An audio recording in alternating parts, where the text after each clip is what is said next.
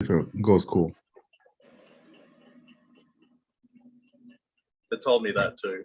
Yeah, is it telling you it's connecting to YouTube? No, it just said like this is being live streamed, and I had to click got it. Yo, we on. It's good. It told me that too. Yeah, is it telling you it's connecting to YouTube? All right, let me mute this. No. Dope. All right, guys.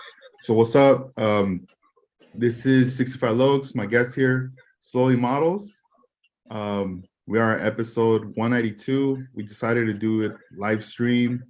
You know, so many different things to talk about. I mean, we chop it up all the time, but I just thought this would be kind of cool just to, you know, get together and who knows, man? I mean, if everything goes, I was thinking we should probably do this once a month, you know, but yeah, that'd be awesome. Depends, you know, on the schedule and everything. But yeah, but cool, sure. man. How you doing? I'm good. Thanks for having me on the like live thing. This is really like exciting. Awesome. Yeah, I mean, it's been a while since the last time we did an episode together, the live. You know, it's been some years probably. I mean, we do the audio ones, but I still remember when we did one a while back. So that's cool. Yeah, no, it's always fun. Always fun. Yeah. So for those that are watching, tuned in, Casey's out in Australia, and I'm based out here in California. What's your time out there? It's about 3 p.m. Just about on the dot. Yeah, 3 p.m. And then you said the weather's hot out there right now, right? It is. It's like really warm in like the garage. It's terrible. So I got to have the fan going so I don't get like too shiny. Yeah. Crazy. Yeah, over here it's not even. I mean, it's not even hot. It's cold right now. That's why I'm wearing a sweater and stuff. But it's cool though. It's cool. It was time, man. It was time. You know, that this had to happen. But tell us right now, you know, what have you been working on as far as like models? Right now, like this very moment, I was working on that not slant six, the flat six 3D printed engine from Blackbox. I can probably, should I try to turn the camera around? Yeah, go for it. Let's see. See how there it we go. goes. All right, let me zoom it in on you. All right, go for it. Yep, here's the flat six engine. I've just been like 3D printing some different distributors for it. It goes like right here. And the one it came with had like 12 holes in it, and it was a bit too much for me to handle like on one like thing, like item. So I made 2 6-hole ones, and I've just started kind of gluing it together. That there we go. The light's a little bit better now. But yeah, it's all painted up. It's all 3D printed. It's an amazing file from Blackbox. And I got to like connect 12 wires. There's like 3 little spark plug boots on each like red cylinder cover, and so I got to wire all the tiny little wires around, and I'm like a little bit through that process. So that's what I was doing right at this moment. Before this. Yeah, that looks dope, man. I really like the close up there with the distributor wires and everything. What kind of paints are you using on that engine?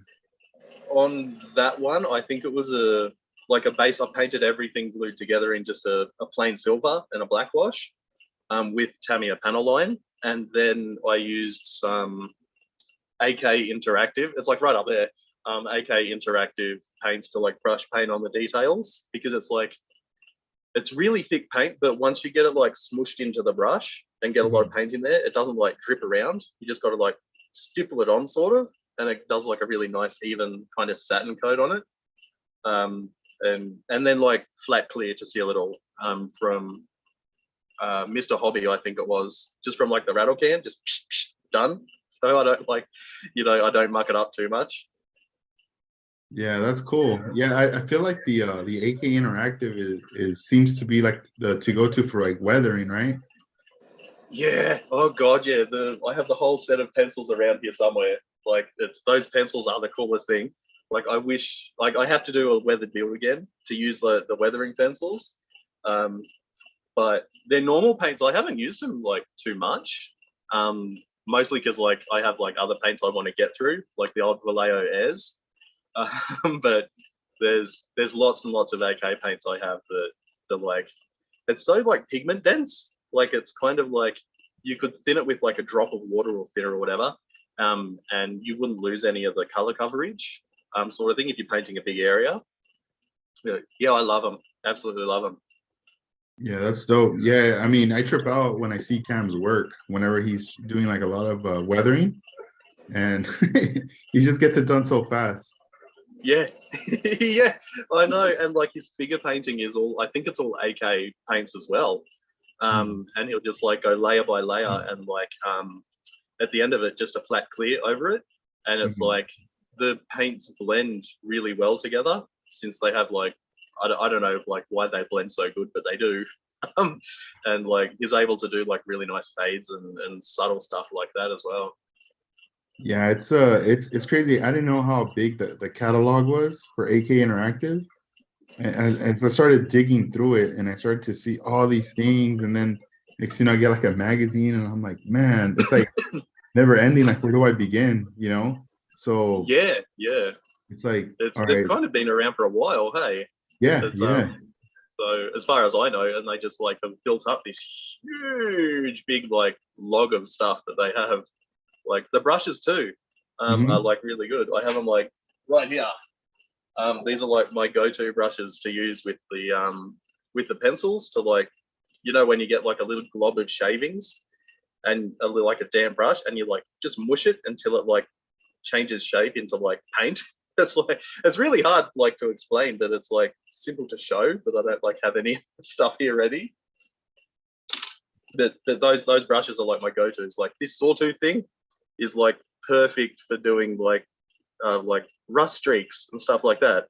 It's just like touch it once and then bleh, and like the whole thing's done. You don't have to overdo it or anything. It's just got enough randomness in there.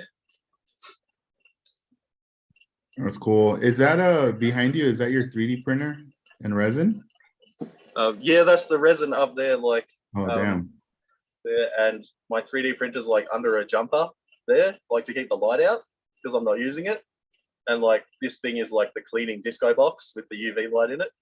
And yeah, I haven't used it today. I was like giving it a rest, you know, giving myself a rest as well from like printing stuff, and just like doing some stuff on that Hudson as well, like sanding the body and keeping it nice and clean and not gouging the body, like being impatient. Um, Yeah, yeah. What were your impressions on that Hudson Hornet when you opened that it up? it's so cool. I have it. I'll grab it. This is I've just taken the like the flash off the engine bay and like the insides of it, and like the chassis fit so well. Like that's the kit Mobius chassis, like, and then there's the floor pan as well, and it fits so well. Like I didn't need to do like any trimming of these parts. I just plopped it in, and it's really cool. Right now I'm like up to sanding like just some little like areas to get them all flat and all that sort of stuff, and get like gouges I've put in there out. But this, like, it's so good. I expected it to be like clumpy and clunky and heavy, and like if you threw it at a window, it'd break it. But it's not. It's like thin and crisp, which is like just crazy quality. But hopefully, I can do like a good job. I removed the trim off the side. I just like sat there for like an hour, like just sanding it really, really smooth in one direction because I didn't want to screw it up. But I did a little bit of like gouges in the body, like there, that I have to fix up. But man, I'm like blown away by like the quality of this. It's taken. This is my first Jimmy Flintstone um, resin body, and it's like exceeded my expectations of like how crisp the casting is. Like it still has the badges on its like butt, like the twin power, whatever it says, twin H power. And it's awesome. It's awesome. Like it's just it's I don't have to chop it. It's already done. Like I don't have to screw up the model kit body, try to like cut it. It's already done for me. Like that's awesome. And thank you for sending it. Thank you. It's I'm really really enjoying it. Dude, it looks dope. Yeah, with working with that resin when you started shooting that primer on there, Did you have any issues, or did it stick to it pretty good? No, it's stuck fine. Like I gave this body like a really good wash, like let it soak in like tepid water, and then like scrubbed it all over. It was kind of fun. I like sat there with like I think it's like my big like cone paintbrush, and I was just working it like an archaeologist, kind of like getting dust off dinosaur bones and stuff. But like because I've like heard that the mold release can like not play nice with paint. Um, but no, it was fine for me. And what kind of wheels are you going to be drawing up for that? Though I'm not sure yet. I've done the we're on video. Let's see them bust out. Yeah, I'm too distracted by looking at my own gorgeous face. These ones are a what I can turn the camera around. Hang on. There we go. How are we doing? These are a two-piece white wall that I drew up with kind of like little ridges around it. And for the hubcap, that's just a place filler, like just a standard kind of 50s or 60s style hubcap. But I'm not sure yet because I'm looking for lots of like different hubcaps online, and there's so many designs out there, so many. So I haven't really decided yet on the ones I'll actually use. But hopefully I can find some that like, you know, inspire me to like draw them up. Yeah, Maybe. those look dope, man. I like them. I like them. Let's on YouTube. Let me go on the chat. Let's see. We got some questions that we need to answer. So Righto. let's see. So shout out to everybody who's watching right now. I see David Guerrero, Armando Flores, Dutch, Bill Koch is on as well. Shout out to you guys. D Block, Eduardo, Snacks. Yo. All right. So Armando, he's asking, he has a couple questions. He's asking me if any of those models in the back are for sale. So so this is just a backdrop pic. It's not like I used to have a lot of these models back then, but you know, they've been long gone. And maybe the Mobius ones are the only ones I kept. But as far as like the Bel Airs and all those are all gone. But if I did have them, you know, that, you know, definitely they'll be available. He's asking slowly, what color would you want to paint the Hudson? I have no idea yet. I really want to like do it traditional custom style, so like non-metallic, kind of a low-key color, you know, like burgundy or like a pastel kind of. Something not too like loud, maybe a yellow, like a cream bone sort of mushroom yellow.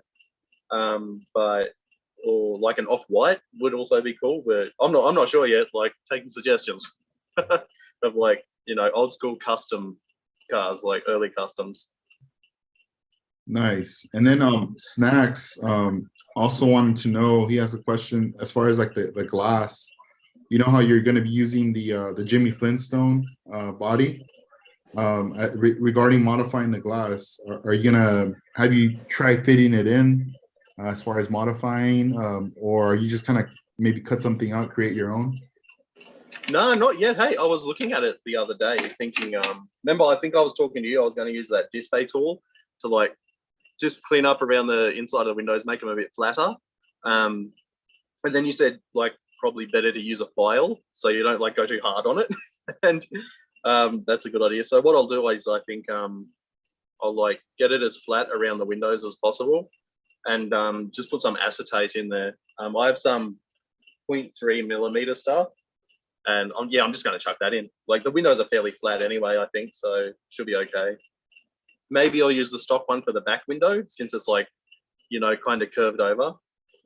There we go. You can actually see it because it's video. But yeah, so I'll probably do the kit one and the acetate for the rest. Yeah, maybe or I seen a lot of people use the plastic that they use for like the trays for cookies that they sell at the stores. Yeah. Yep.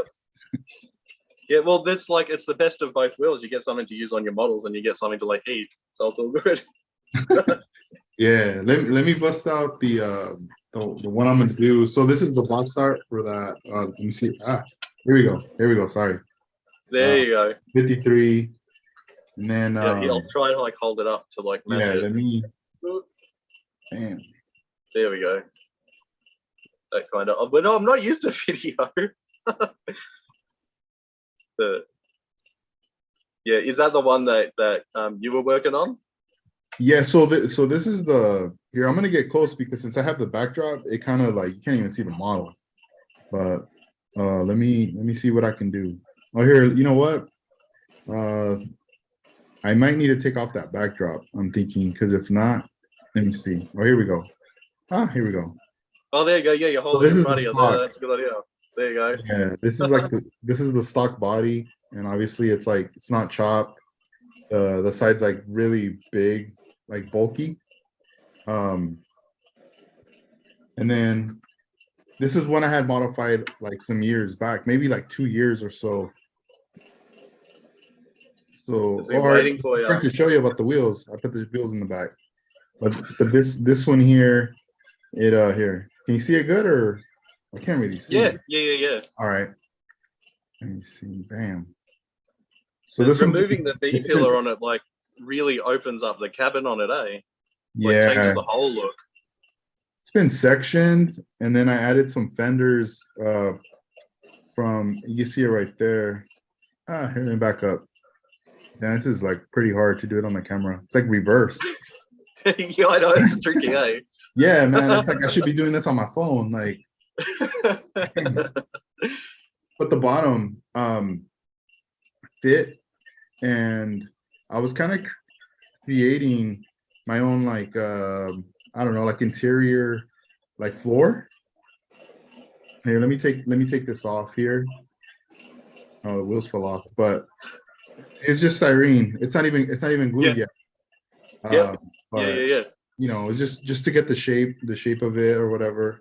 I'm Yeah. here we go. Still working on it or whatever. But I don't know. The other day I sent you some photos with the mock-up for the stance of it, you know. But my thing was for this to fit inside, so it does. So this way I can use it. Other than that, I mean, it was gonna be a curbside, but then I was like, you know what? Let me try to add, the bottom pieces in here, even if I have to Yeah. push it in more because the car is sectioned. Yeah. Yeah. Yeah, so I don't know. We'll see how it goes from Yeah, and there. you'll have to like either cut down or make your own like interior side panels too, hey? Yeah, And stuff like everything inside like that. yeah. Here, I'm gonna mess with my background right now. I'm gonna see. I mean, there's nothing behind me. I'm like in the dining room. Let me I see if guess I it's can- like picking up like the special color it's selected for the like green screen effect, hasn't it? yeah. Let me see video background. All right. Bam. No. Blur. Let's see, none. There we go. All right, here we go. All right, let me get rid of that. The lights. All right. I'll get rid of this bag. This is like a Christmas bag right here. All right. It's let me coming see. up quick, isn't it? There we go. There we go. You can see it a lot Yeah. better now. So let me bam. There we go. Yeah, Yeah. and the front fenders, like, what were they from? I've completely forgotten. It's a Chevy truck, like a pickup truck.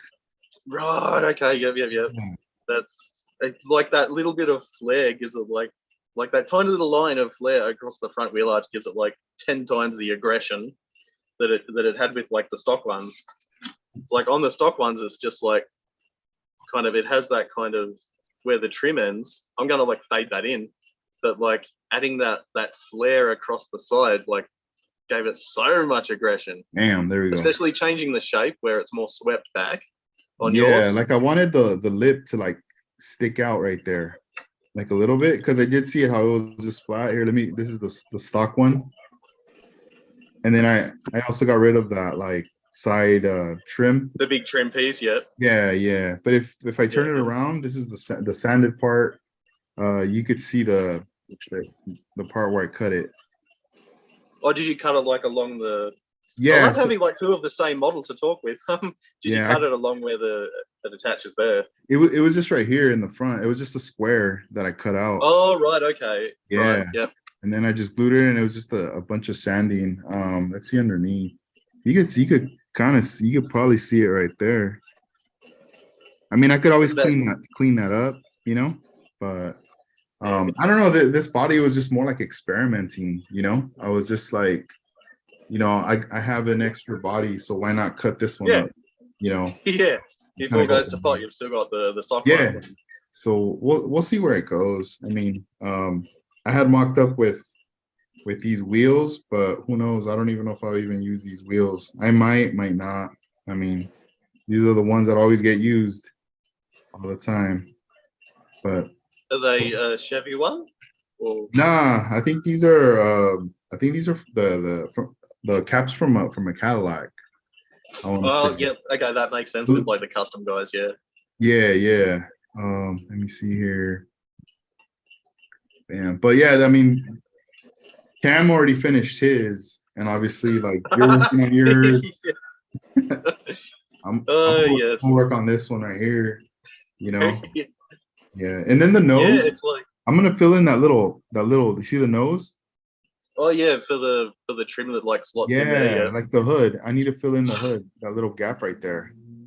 Yeah, I'm unsure what I'll do with the front of the one over here, but like seeing yours like really like with the front thinned out, like the catfish like mouth in it. It's like it's giving me like lots of ideas. And will you think you'll like run bumpers on it still once it's all together? Yeah, I mean, I don't know.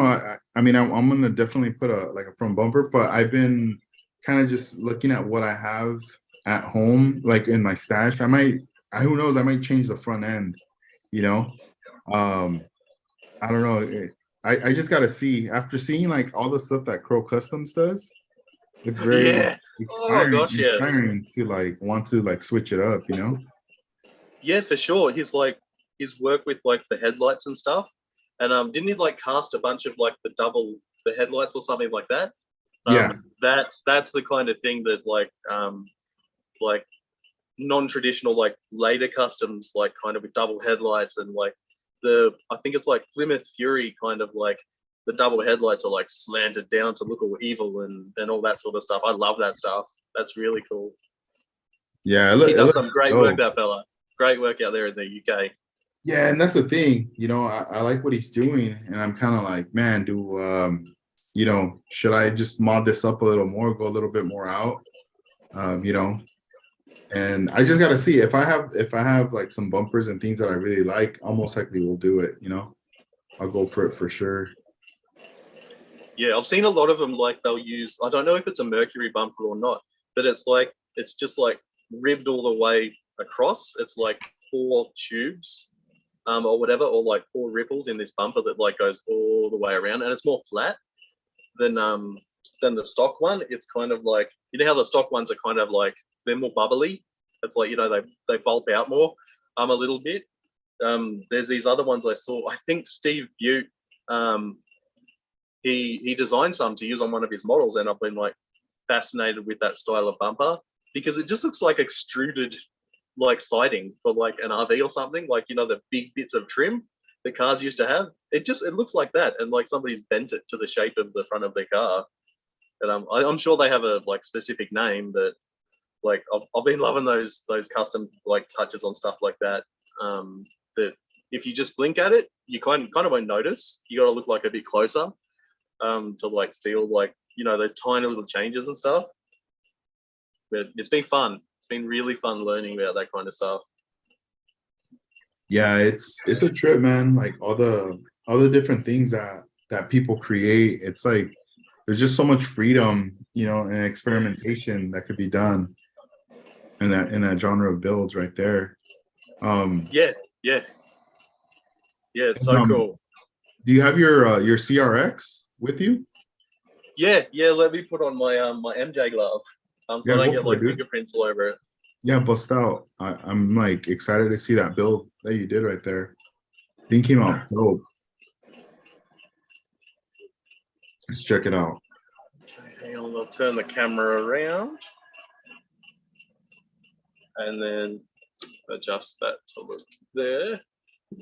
How's that light? There we go. That's a little better. Is it in focus? I put the glove on and I'm touching it with my ungloved hand. Yeah, it's in focus. I'm gonna let you talk. That way it zooms in on you. Oh, right. Okay. Yeah, this is I can't even remember the brand. I think it's either Fujimi or Hasegawa. It's probably Fujimi. Might be Tamiya. I don't remember. But this is a CRX kit. We did as part of, I think it was like you and me and Cam and David, Yapo or Japo over in Italy, I think it is. And this is what I chose to do, was like it's got like some crustiness, like flaked paint over it, and everything that can be like bolted to the car as far as panels go is carbon fiber. I don't know if it's showing up on the camera, but it's got some like lines through it, and like I wanted to mix, like if somebody found like a CRX that was like close to being scrapped, like it's all rusty and crap, they just like got a bunch of bolt-on parts to like, you know, go messing around on the highway to speed around. So like everything that can be bolted onto the car, like doors, bonnet, front fenders, sunroof cover, and the boot or the trunk is carbon fiber wrapped in Zoom-on carbon fiber, which was like a lot easier than I thought it would be. But like these are just flat sort of panels. Like you know, it could have been a lot harder. Like the hardest part was getting this front area right in front of the front wheel well, because it's all like changes shape around there. But yeah, no, it was really fun. And 3D printed wheels and tires and zoom on decals for the tires, and the zoom on like muffler tip. You got to rep that if you got like a loud little farting Honda. And they also did the like a window mask that like worked out pretty well. I think that's why it's so bright. There we go. But yeah, like I used Cam's kind of method that he showed of like chipping. I think he just like splodges on with a paintbrush a mixture of orange, red, and yellow, I think it is, or just, you know, orange, red, and brown rust colors. Then he airbrushes on a chipping medium, lets it dry, and then uses water to like kind of splodge off the color coat that you put over the rust colors. And then there you go, you can kind of see it like pop up there. Red probably wasn't the smartest color to use like on top of rust colors because it all kind of blends in, but you can kind of see it there. But yeah, Cam was really helpful with it, and like showing me how he does his like rusting method. There we go. It's really hard to see my screen. But yeah, that's one of like I was happy to like get done, because, you know, Cam did his usual like finish it in 5 minutes thing and like left us all in the dust. And but yeah, it was cool to get this one done for sure. I'm pretty happy with it. I can't wait to do another like Honda like this, like one gun style. I've forgotten the word we were using for it. Kanjo, the Kanjo Zoku, like, you know, highway gang, which I think it'd be like, you know, you guys would like pop up in your nice like clean Hondas, and then there's like me and the jalopy, like, you know, rocks up, parts falling off, but ready to rock. But yeah, that's that build. I was really happy with how that came out. Now it's got fingerprints all over it. Dude, you did a great job on it, man. You got down. I really like the way it came out, especially with the carbon fiber, and then just like those rusted areas on the car. Yeah, there was two things I was like pretty intimidated by, was doing the rust method and doing carbon fiber. So I kind of figured like I'll just do them both on this one build. It kind of suits the theme, and like now I have more practice, and I'm not like scared of doing it. Like I have the practice now. You know, it just took that one sort of like really good reason to do it, which was like the build off with you guys. Blind.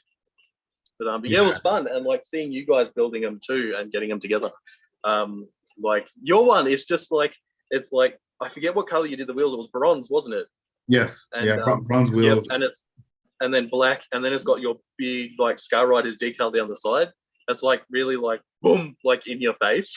Like I like that. That's cool. No, It's like I can just imagine it rolling down the road, and you hear that, brrrr, and then you see the car. It's like, oh yep, so the noise yeah. matches the car. No, it was funny because like at first, working on the chassis, putting the whole car together, I really liked the stance, but then I don't know, for some reason I just went down this rabbit hole of having to like destroy the bottom and redo it. Yeah, And yeah, next thing you know, I'm like, dude, I think I put the brakes facing the wrong way. This isn't right. And I just had to go back to the manual and look at it again. And then I went, yep, oh, yep. okay, this is where I screwed up. So I don't know, a lot of parts got thrown away. And I was just like, I all did the right, same this thing. is gonna be curbside, whatever. Like, I want it. Yeah, I want the overall look, the stance. I could care less about the bottom. I don't care. that's it. Hey, like on this one, I'll pick it up without gloves. I've taken pictures of it. Like on this one, the tires, the wheels, they're directional, and so if they're directional, the brakes have to be directional as well. So and like I sat there for like half an hour, like going, okay, this one goes with this goes with this tire goes with this wheel goes with this brake, and like by the end of it, I'm like, I can't even be bothered to like mount them, like and it's like the dirty underside of the car, like there's nothing in there, like it's just I got the stance down, like, the chassis is not even painted, I just did exactly what I wanted. I like got the stance and I got the look, and that's all I cared about for it, because like it's a rabbit hole, like you said. You can like kind of let it overtake you, trying to get everything proper and everything right, and at the end of the day, if you're not having fun doing that, you might as well just like glue the wheels up in the guards, call it done, and it's just a fun model to like you experience stuff and you learn stuff, particularly about like other car cultures and stuff like that. See, like I can like wear it on my thumb. There's no like engine in there. And it's like it's basically like just a fancy finger puppet now. But yeah, no, like you said, like I just kind of did what I want, and like I kind of like got to a stage where I'm like, it might not be the most accurate or lovely model, but I had fun with it, and I'm like proud of what I did do on it, sort of thing. And I think a lot of that comes from like Cam being a really good influence on me, like since like knowing the dude and learning how he builds and stuff like that. I've dropped a lot of like worrying over the little things and blah blah, that sort of thing. So it's been really good to like finish stuff, and like not worry about that kind of thing. Just focus on, the stance and the overall look, and just kind of not worrying about the small stuff. Hmm. Yeah, that's dope, man. I mean, regarding like the carbon fiber that you used from Zuman, was that like the first time you ever used carbon fiber to apply onto a model? Yes. I had some before, and I like cut it out, but like then I just didn't want to use it. I like lost my nerve. But I think I have it here. Um, this is the one. I don't know if that's backwards. No, But no, it looks right. it's the Type A, carbon decal A, from Zoom On, and you can see like where I will cut it out. And there's still plenty left. But yeah, though that was the first time, and the first time kind of really using a lot of the micro set and solve. Um, I was surprised how like forgiving that stuff is. I thought it would be like the set, fine, you put it on first, but I was like kind of afraid of the sole, because I've heard it like can be aggressive and that sort of stuff. But the decals held up really well with it. Like I didn't tear any or break any or anything like that. I was really surprised how little I screwed up with that stuff. Yeah, damn. Let's go to the chat. Cam's in. What's up, Cam? Hey Cam. Shout Hey. out. And then Armando he wants to know if you can show us the black car that someone gave you, the one you recently got. You got a recent gift. Oh yeah, I'd have to go and get it, because All I right, all right. completely forgot about it. So I'll be like 1 minute. Yeah, go ahead. I'll entertain everybody real quick. I'm gonna do some magic real quick. All right, dudes, check it out. Now I'm joking. But hey, I hope you guys are doing good. Thanks for tuning in. Let's see. Who do we have? Snacks. Man, isn't it kind of late for you on your end? Or maybe it's midnight. I don't know. We'll see. What are you guys up to though? Are you guys building models right now? Are you guys just kind of hanging out, chilling? Please let me know in the chat. If you guys have any questions too, please drop a line on there on the chat. Shout outs to you guys for tuning in. And we're just waiting on Casey to come back real quick. He's going to show us a model that he just recently received as a gift. Is a really awesome model. Oh, here he is. Now, I'm out of space on my bench. I don't want to drop it. I super don't want to drop it. Let me just move Dude, this that thing looks far. dope. From seeing the photos, let's see, we're gonna see it live right now. I'm gonna let you speak, so this way it zooms in on it when you bring it out right now. Okay, right. Yeah, I just gotta like, put my little glove on. There we go. Come on. Okie dokie. I put it on wrong. Whoops. Okay. That's what I get for rushing. And I'll turn the camera around. It doesn't work when I'm using the gloves. Okay. This is like my most favorite thing I own. This is a build by Luke, Lead City Customs. Like, look at that. It's just insane. A lot of like custom bodywork on this, like the back and the front, which I'll like reposition and show you. It's a Skyline, if you couldn't tell, but the main thing I was so amazed with is the paint on it is just like flawless. And I forgot to mention in the video I did, there's no clear coat on this. There's like none at all. It's just straight paint.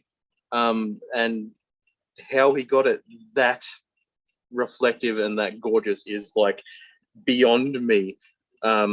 It's just like incredible. He's using Aoshima wheels on it, and like you can see how like the reflection, it just like the car's shape doesn't want to show up. That's why it's on like, it looks good on a white background.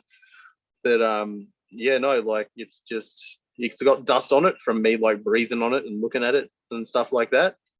But yeah, it's Luke has mastered this color. I think it's just insane. No clear coat. I like want to say that again. Like, it's insane. Like you'd have to see this in person. The black looks about 10 feet deep, and it's like got just like this density to it that I don't usually see on like black cars. But yeah, he was nice enough to send this out. And he said he would do another build for me in this same style, which I'm really looking forward to. So he's got like a custom grill and that sort of stuff, and like billet style. That it's just Luke's style. Like Lead City Custom style is like low black bumpers and front ends and stuff, and just like black that's about 100 feet deep. It's insane. I can't get over it. I have this on the shelf. Like as soon as I wake up, I can see this, just because I love it so much. And I'll put it really carefully down, and I'll be really precious about it because I don't want to drop it. Yeah, that's dope. Thanks for sharing. I was gonna ask at the back, is that the gas cap? That's like on the trunk, on the corner somewhere. Yeah, that's a Skyline thing, I think. Okay. There we go. Yeah, that's the. Oh yeah, I've never seen it like that popping out on a model. That's dope. Yeah, it's like like other people like would have like shaved it off and made it all smooth or something, but it's kind of like a feature like Marilyn Monroe's like mole on her face, like the beauty spot sort of thing.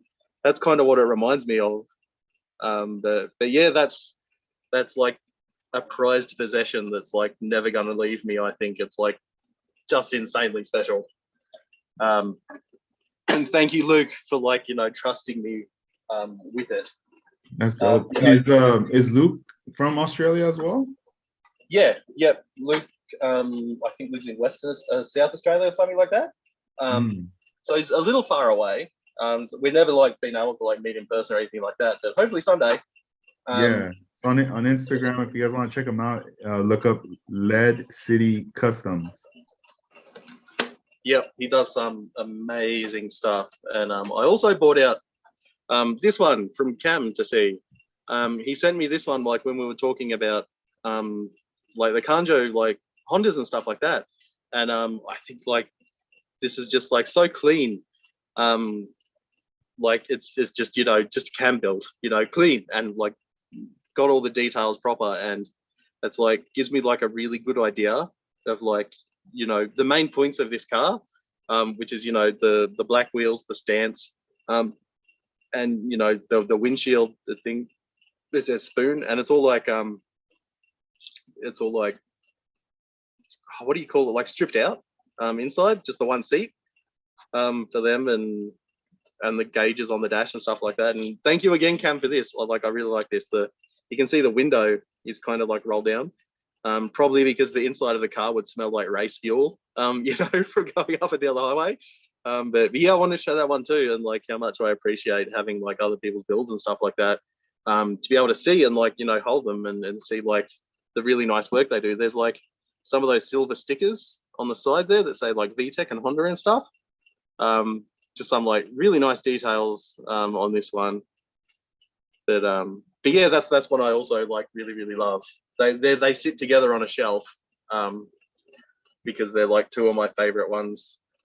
Man, that thing is clean right there from Cam. I had never seen that one before. Like, that's dope. That's what neither had I. I can't remember what he said. He sent me something, and then that was in there, and I'm like, oh, sugar.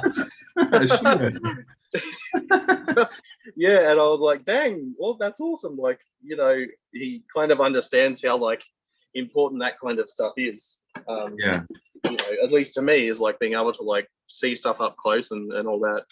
But yeah, I'm really appreciative of those guys to like send me that stuff to see in person. Because especially being so far away, we don't get to like go to shows together or meet up or anything like that. It's really nice to see their builds and be trusted with them. Like, that's why I got to be like so careful, like picking them up and putting them down. But yeah, I love that thing so much. That's cool. I'm checking in the chat. Luke is in the house. I see him right here. Hey, Luke, thank you for the build. That's dope. We're all enjoying it. Yeah, man. Enjoy. I mean, I'm tripping out. That car's so shiny and it's not even clear coated.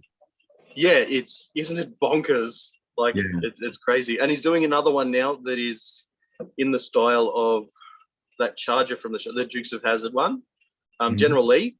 He's doing a Skyline in that style, and I did up some wheels for him, and he's already like blowing it out of the park. Like it's already looking super cool with his custom work, and there's just like zero ghosting and all that sort of stuff. It's just amazing. Damn, that's nuts. Yeah, I was looking at his Instagram and just seeing like the fabrication of the interior and just like the scratch building. Everything just looks like it just fits like together, Yeah. He's like a plastic like Mansa. Like instead of like necromancer, he's like a plastic Mansa. He just like bends it to his will and that sort of stuff. And ever since I've known him, he's like been like building full custom chassis and using sheet styrene for stuff that's just mind blowing. He was featured in a book by our friend Dr. Cranky, Virgil. I think it was. Oh, Luke, you'd have to remind me what the builds were. I know they were black. One of them, I think, was an Impala, like a 90s Impala that he cut down into a ute, and stuff like that. But yeah, he's like got this really long history of model building. People should definitely check out his page if they can, because like the level of work is just bonkers. I always strive to build like Luke. Right on. Hey, Armando's requesting you show us your t-shirt that you're rocking. Oh, right. Okay. This is Wasabi Cars Daniel. Had this piece commissioned. It's by Mame Ozizo, MAME_OZIZO on Instagram. They do these really cool like caricatures of cars. This one is a road pacer, Mazda road pacer, which is also a Holden Kingswood. And Dan had this done up. Really, really special. There's a color version as well. You should also check out Dan's page, Wasabi Cars Official. But like this, I love this artwork. It's like the coolest like niche thing. It's like a Japanese Australian car that was drawn by a Japanese dude for an Australian dude, which is like, you know, it's like full circle. But yeah, that's who I'm rocking today is Wasabi Cars. Shout out to Dan. But yeah, I love it. That's cool. And then you also have some original art pieces by that artist too. Yeah. I'm not gonna make you like tear those from the wall. To like, hey, here it is. But maybe in your stories later you could share. Yeah, for sure. Like the dude does like his regular car art. That's like, you know, the main thing, and he does this thing where every now and then he'll do like a fun little doodle just to like practice or something like that. And I got one of those off him. Like I bought it as an original piece, and just because like it was just fun. It was just like silly, you know. It's a wheel and like a cat. That's it. You know, it's just like the total like, you know, Japan thing. It's like they love cats and they like wheels, and like, you know, I'm like, damn, I need that. You know, I think it's really cool to have like an original art piece like from an artist like that, for sure. Oh, that's pretty dope, man. So like the models, how does it feel displaying, you know, ones you've built, but also with the ones that you've gotten as gifts from other builders? Oh, I love them like 10 times more than my own builds. Like, you know, I have them like, you know, most of them are like separate where I can fit them, and I can go like, this is a gallery of like, you know, things people have sent me that I've like made like, you know, real connections with people. And like, so when I look at the model, I'm like, wow, that's such a cool model. And then like it gives me like, you know, the memories of like, oh, that person is so cool, and you know, that kind of thing. And like, you know, all the memories of that. And like I keep all my stickers with those builds as much as I can. From like sticker trades. It's like kind of the same thing. You made like a good connection. And but with the builds, it's like the next level. I'm like, oh damn, this person like trusts me enough, and you know, wants me to see their work, like sees value in me seeing their work, and you know, all the good things that come with like having friendships and connections like that. You know, through the whole model scene is just otherworldly. Like I'd much rather look at everyone else's builds in person and remember like all the good times I've had with these people, than remember all the good times I've had building models of my own. Like, you know, it's I think it's more important than like a different kind of important, maybe not more important, but like it's like a social kind of, you belong to a group, you know, kind of thing, and you have these really like important connections with people through something creative, and like, and their builds are like, you know, super cool. Like, so, you know, I can look at like super cool stuff whenever I want. And it's like, it's like really rewarding to have a constant reminder of such a like a dope thing I belong to, which is the model car community, for sure. Let's see. David is also on right now. I see him in the chat.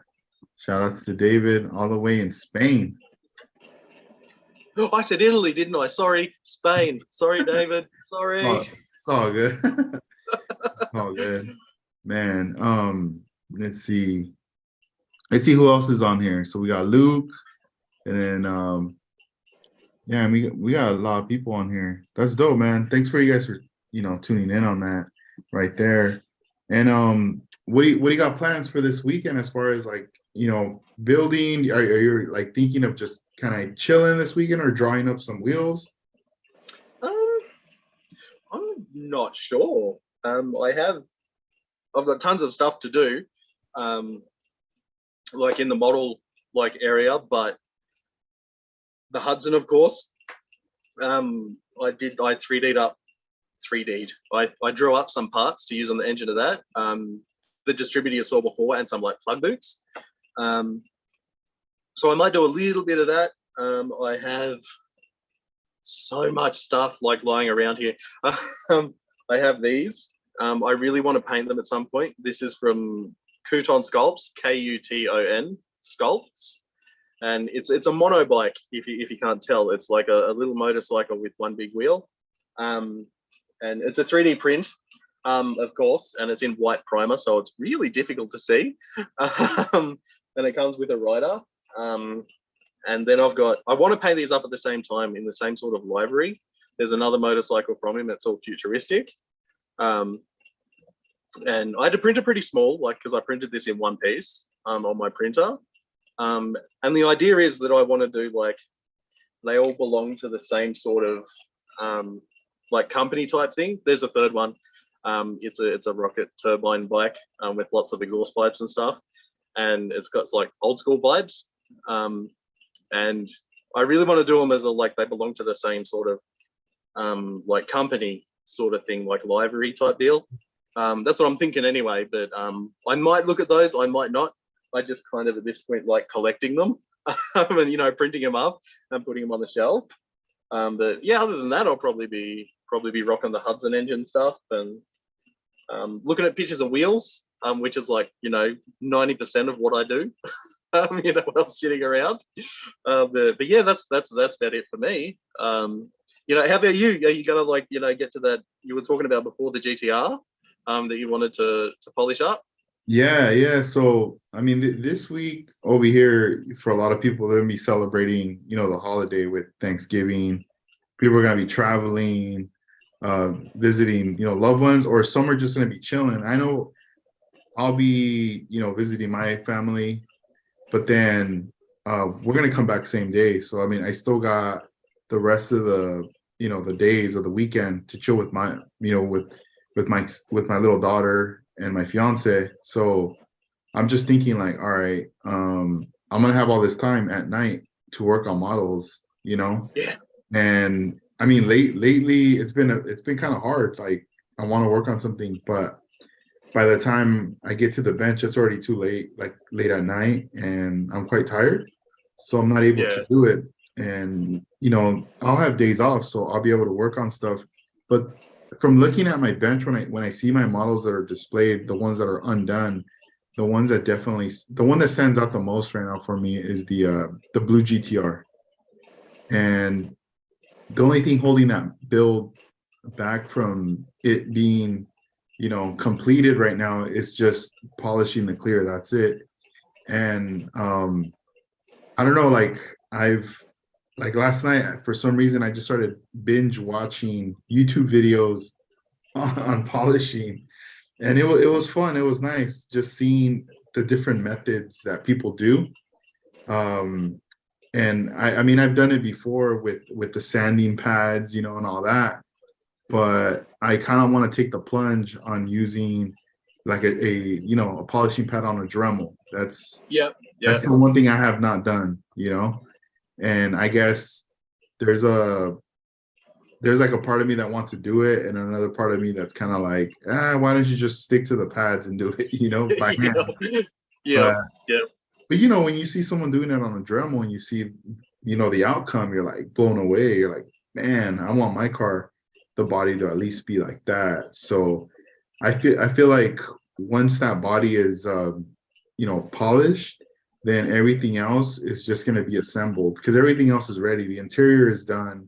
I mean, obviously it does not have no engine, and the glass, the outline, everything's already painted black. So it's just about assembling pretty much the whole car. The wheels are ready. Everything's ready to go. It's just I'm just lagging on that part. So hopefully, I'll get some time at night to just take my time and like polish it and start putting it together. Yeah. So I'll keep you posted. Yeah, no, that's cool how you got your self hyped up by watching all the polishing videos, stuff like that. I suppose it's the first GTR you've done, isn't it? So maybe it can be the first time also for using the Dremel or whatever. Really carefully. I can imagine if it gets caught on the wide body, you just go flink across the room and I know. take paint and clear with it and all that sort of stuff.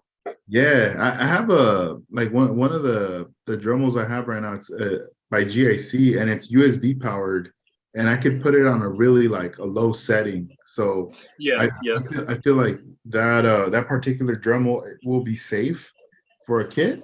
But obviously, from seeing all these tutorials, it's like don't stay on one spot. Like you gotta. yeah, yeah. Don't like sit there and like push it into like whatever and put a big hole through it. Yeah, for Yeah. sure. Yeah, we'll see what's up. But I was telling you earlier that I have a purple 49 Merc, a Revell, and that car was painted with House of Color uh, pearl and purple, and then I cleared it with the House of Color clear, the show clear, and I never polished the car. I just kind of assembled it and I was like, all right, it's ready. So that car, I'm planning on taking it apart, removing the glass, removing the lights, everything, just taking everything Yeah, off.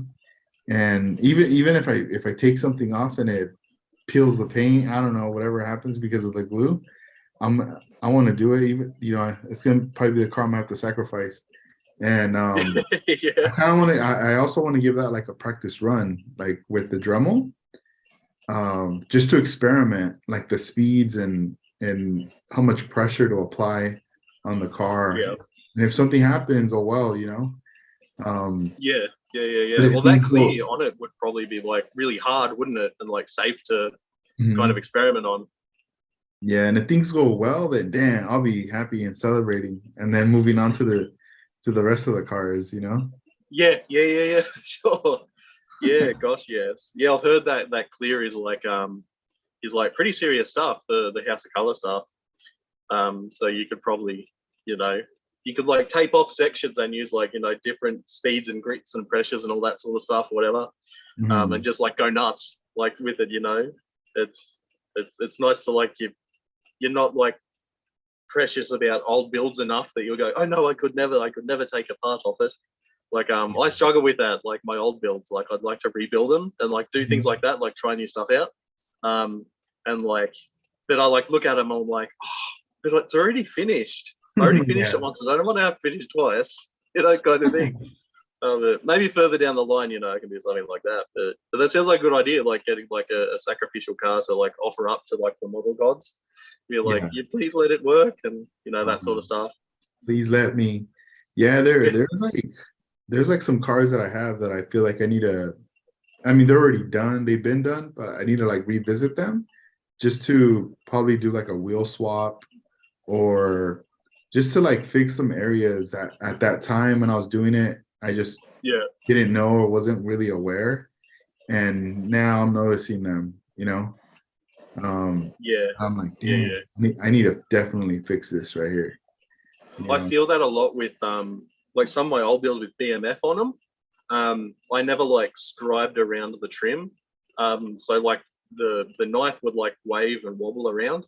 Like on that blue, the four door, I think it's a Ford, the lowrider from ages ago. You know how it has that really long piece of trim all the way down the body? If I did that again, if I redid it, I'd like scribe around it, just so when I cut the BMF, it has a nice clean line to like disappear into, instead of being all like wavy gravy all over the place.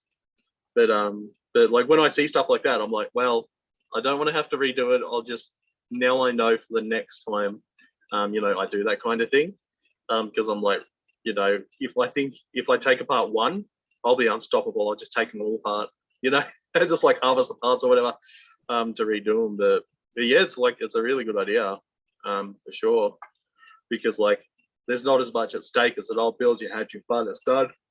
Oh, pardon me. So if it messes up, it messes up. Who really cares? But yeah, I'm there with you. I'm like looking at old builds and stuff like that for sure. Yeah. Absolutely.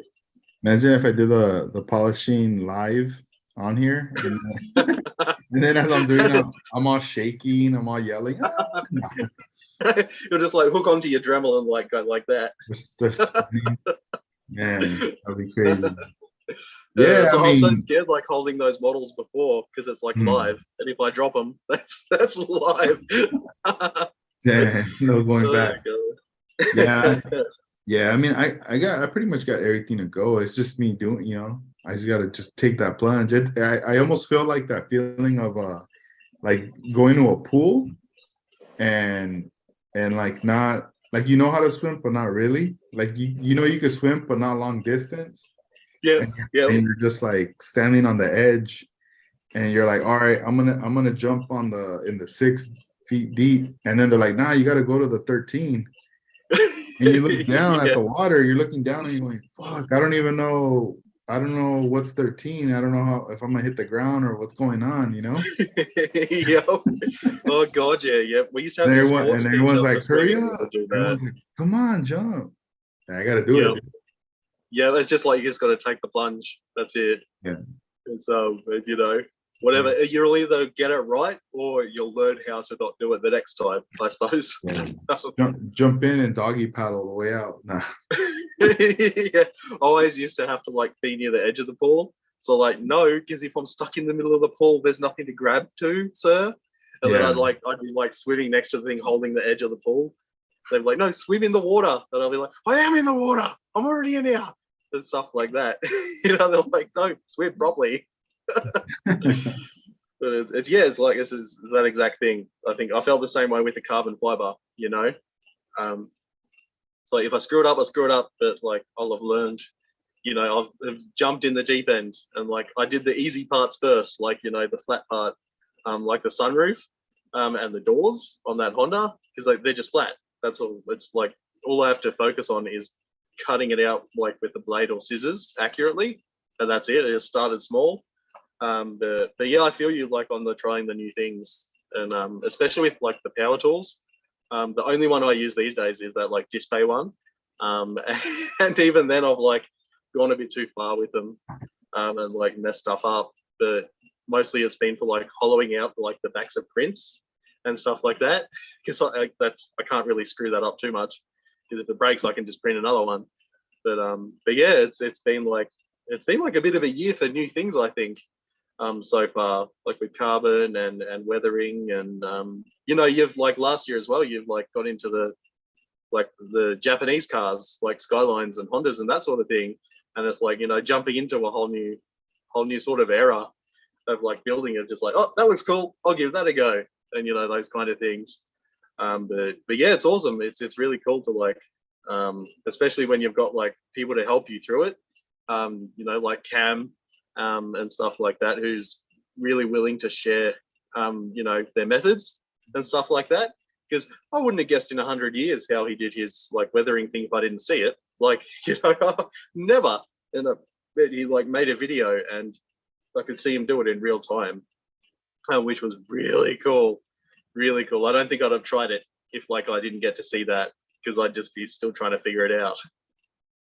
Yeah, yeah, you're right. Like, I was following Chris that's out from the UK, and he's one of the Aoshima ambassadors. Ambassadors, yep, Yeah, yep, yeah, yeah. And he goes by Kit Builder Chris. And I yep, noticed like, he on one of his posts, he was focusing on like the engine work of his build. And he builds a lot of Aoshima kits, and I mean they look amazing. They look awesome. But we all know, they don't really have too much details like on the engine and all that. But I mean, this dude's work is dope, but I was talking to him about the engine, and I was going, man, you're killing it. And he was just telling me that now he's starting to focus a lot more on engine work and detail, which is great because it's like it's obviously promoting like growth and wanting to like yeah, take that next like step. And I feel like that with a lot of people that were following on Instagram. We're seeing people stepping out of their comfort zones and trying something else, just like busting out, attempting a yeah, different type of paint job, or whether detail, or even yeah. like a car that they normally don't even do, and they're just like they want to try it out, see what's up. Yeah, yeah, like Mr. Crow Custom getting his Celica, Celica. I can't wait to see what he does with that, because he's like makes those really clean customs, and if he's applying that to the Celica, then it's gonna like turn out really nice. And you know, with Chris, I think was that the AE86 engine that he added plug boots to. I think it was.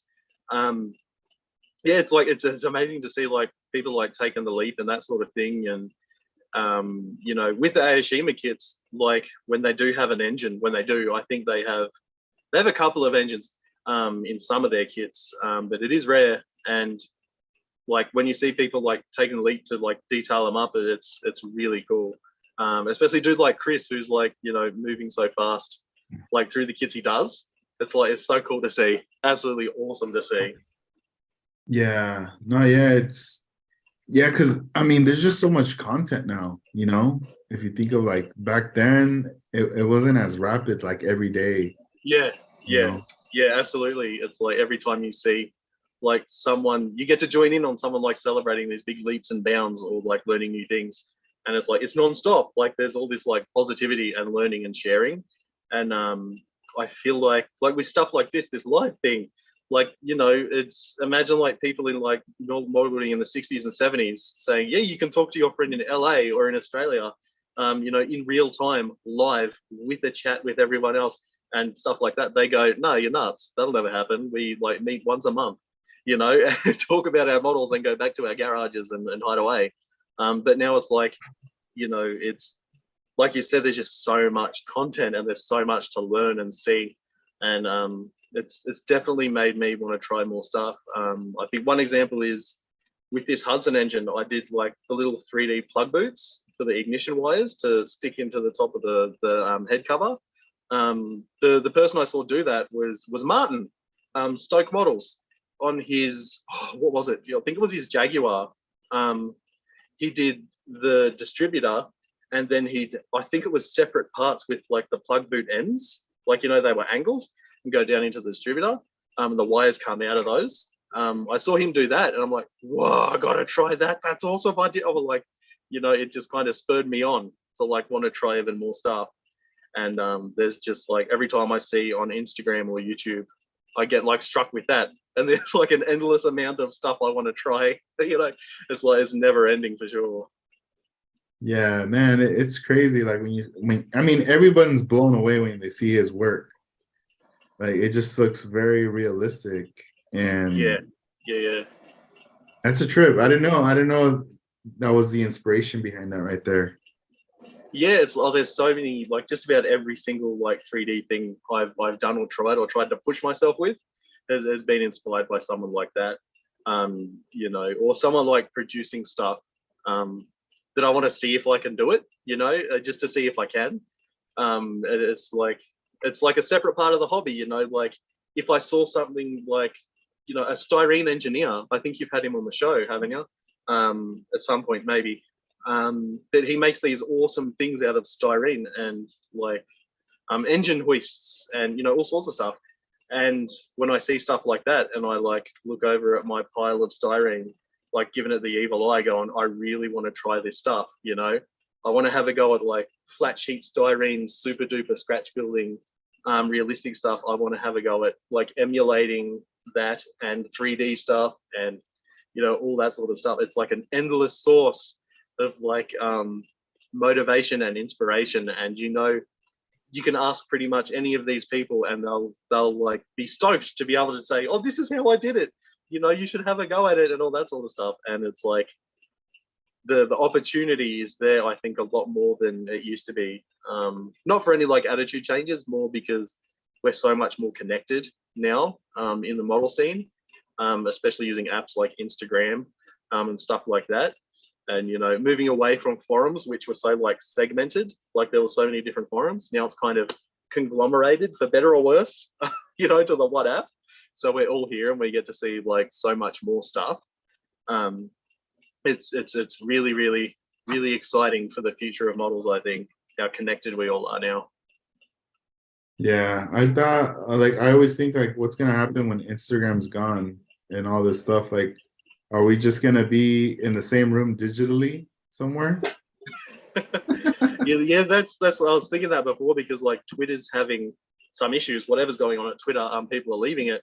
And I was thinking like if the model builders on there, which, you know, a lot of like the Japanese model builders are on Twitter, rather than Instagram, from what I've seen. Maybe they'll migrate over to like Instagram, and we'll see a lot more of those dudes over here. Or maybe something happens with Instagram, and like, you know, we all go to Twitter. I think there's always going to be, now that we've tasted this kind of centralized kind of thing where we're all together, we'll just be looking for the next one if something goes wrong. And you know, I don't like, it is like worrying, like maybe we will like lose like, you know, some content and stuff like that. But I think at the end of the day, once we have like that situated kind of place like Instagram or Twitter or Facebook, then we'll be fine. You know, everyone will just migrate towards there slowly, like through word of mouth or whatever.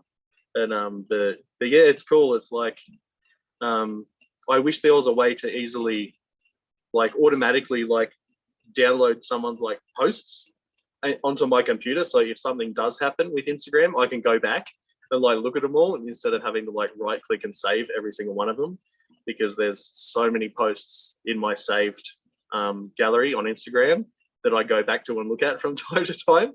But yeah, who knows? Hey, like hopefully, like, you know, the party's just getting started. You know, Yeah, it hasn't been too long, for sure, in the scheme of things.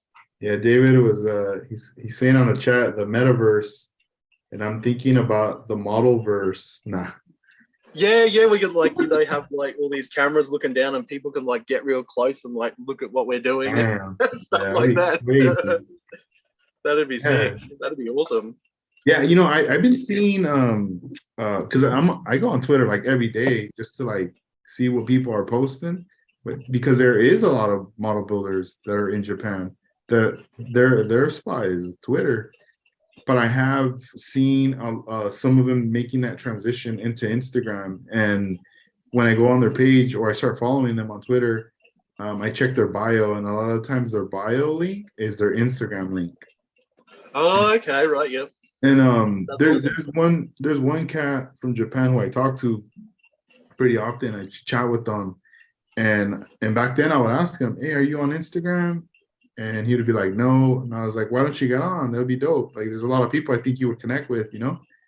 And dude was like, "Nah, like it's just Twitter." And just recently, not too long ago, he's on Instagram now. And Hell yeah. Yeah, yeah, you like wore him down. yeah. I kept asking him, and like, I mean, we're connected on there, but I did see that he is also following other people that we have, like, you know, like friends with and stuff like that. So I'm like, oh, Yeah, dope. yeah. Awesome. Awesome. It's I love to think of it like model building, like we're all evil supervillains trying to like spread this like, you know, disease, and like the disease is model building, and we'll go like any lengths to like, you know, get people into it and like drag them in, and that sort of thing. And you know, anything short of like just tipping a bunch of kits into like the water supply, you know, so it comes out of people's taps.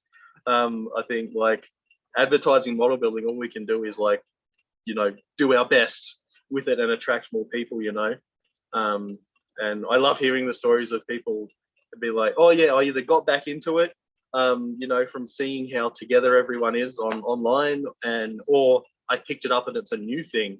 Like, is it Bill Snacks? He's a relatively new builder, I think, who's been Yeah. doing it for a couple of years. Yep, Yes. and he's already like, you know, he's blowing me out of the water. Yeah, he's like doing like amazing stuff, and like it happened like really quick. And you know, everyone that doesn't build models, that, you know, is into cars or whatever it is, they just need to make that leap and have that opportunity. And I think as a community, since we can be like really welcoming and, you know, accepting and all that sort of stuff of everybody who wants to come and have a go at model building, that's just going to grow it more and more and more and more and more, and it's going to be like super good. You know, the more people that are infected with model building, the better. I think, you know, and there's so many kits out there that they'll find something they like eventually, you know, if they keep looking.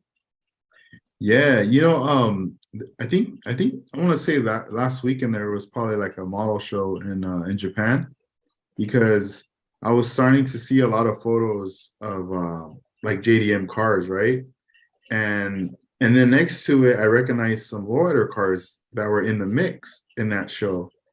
And I was like, wait a minute, this is Yosuke from Japan. And like, Yep. Yep. he's the dude that does like some dope lowriders. And they were this dude on Twitter was posting photos of his cars, like showing him love and just saying, like, man, I can't even do what he's doing. Like the stuff he's doing with lowriders, like it's crazy. And I thought that was kind of cool because it just popped up on the feed, and I'm like, oh damn, like somebody else is showcasing his stuff on here.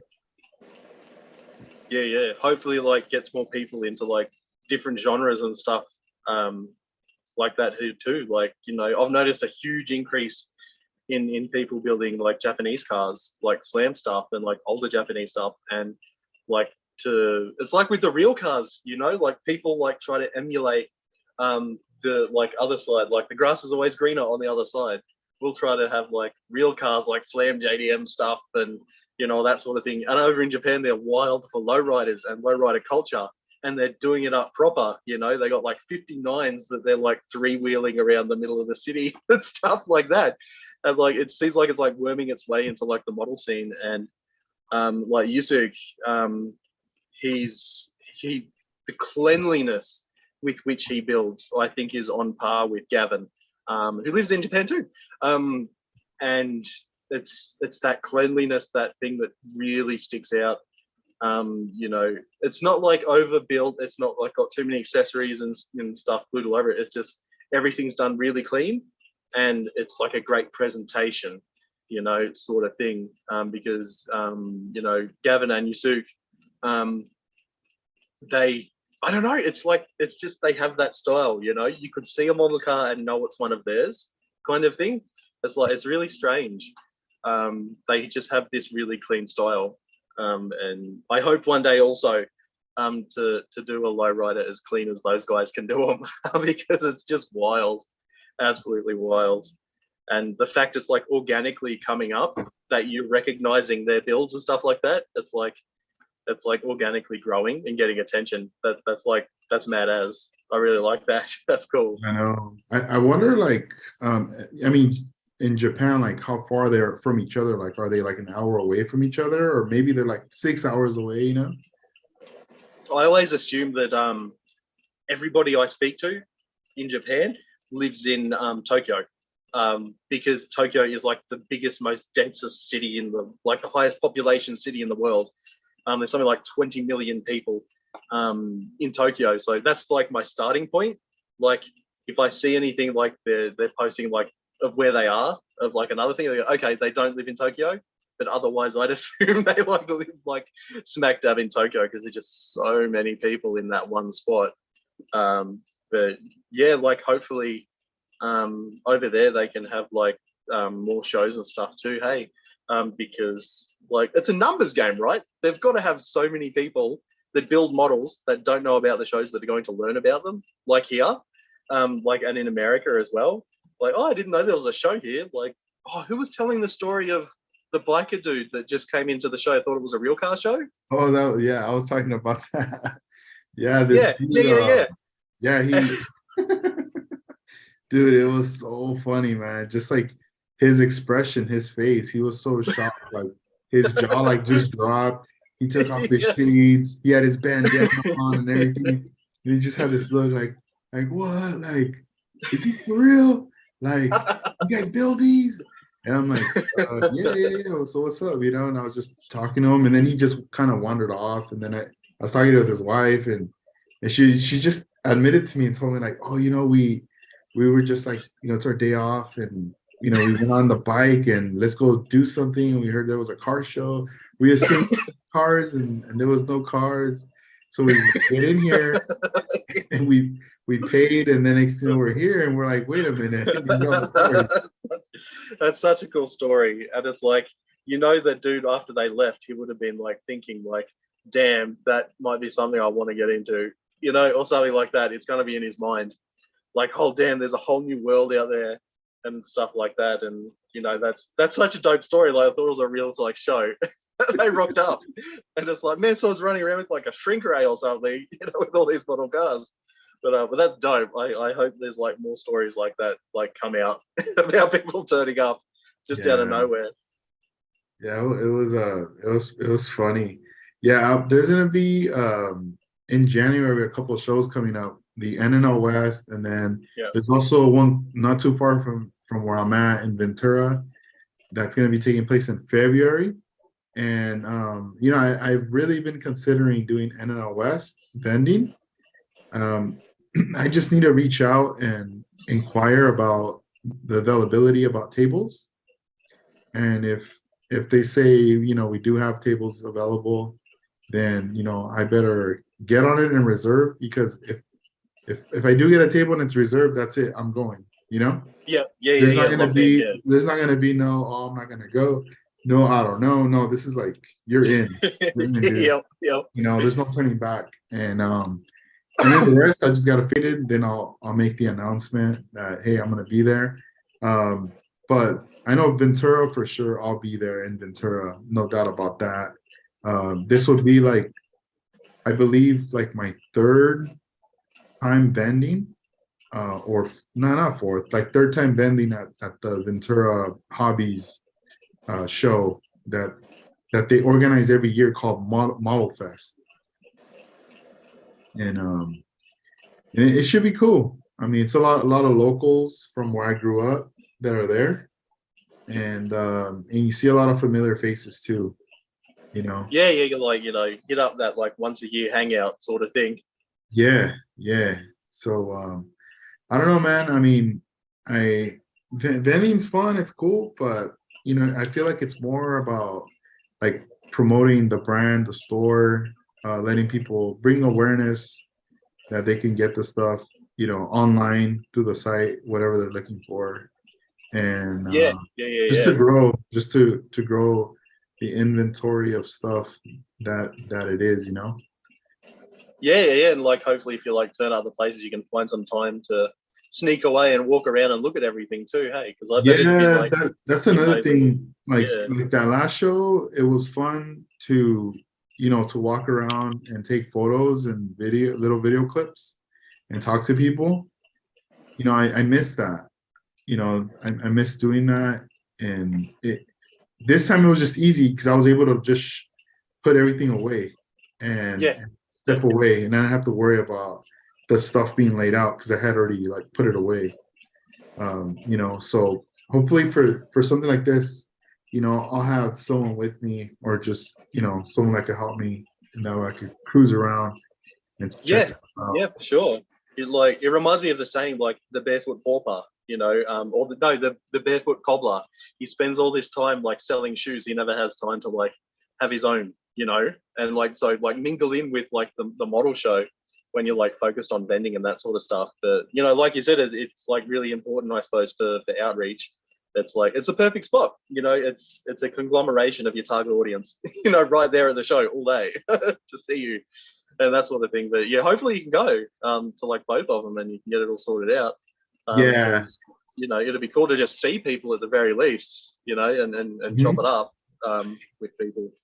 Yeah, there's a lot of model builders that are in the upper northern area of California that I speak with on Instagram, online and stuff, but I haven't seen them. It's been a while since I've seen them in person, and even just other friends that are up there that don't build, that could kind of come Yeah, out just to say what's up. Um, yeah, for sure. it'll be like, Absolutely. it'll be like mad cool to like see. Oh, I was gonna ask you, behind you. I keep seeing that stack of Aoshima kits right there. Oh, they Are they done yeah, kits, those or are are they work in progress? those are finished. Um, Finished or sent on. There's the AE86 on the bottom. I'll start from the bottom and go up. The AE86 was the Forza one. It was like a grayish color with a black bonnet. Um, the next one up, the orange one, is a Galant. I sent that to Cam. The next one up is that Silica. The pink one I just finished. Then there's two like Rocket Bunny 8.6 kits. I think I sent one of those to Cam, and another one I think I lost the body to somehow. I don't know where I put it. I lost the whole body. The next one up is the Skyline, the green one that I finished, and the other one is the Sylvia, which I just finished. And they're just there waiting for me to like clip off the useful parts and like get rid of all the sprues. I just haven't done it yet. It's pretty perilous up there. You can't see it like, but down below, like these boxes, there's a box underneath those, which is like beginning to like crush and like crumble. So the first thing it's going to do is like fall onto my printer. So I probably should get it on, like get on it pretty soon. Dang. Do you have a hard time letting go of the boxes, like getting rid of them? I do. I love the box art so much.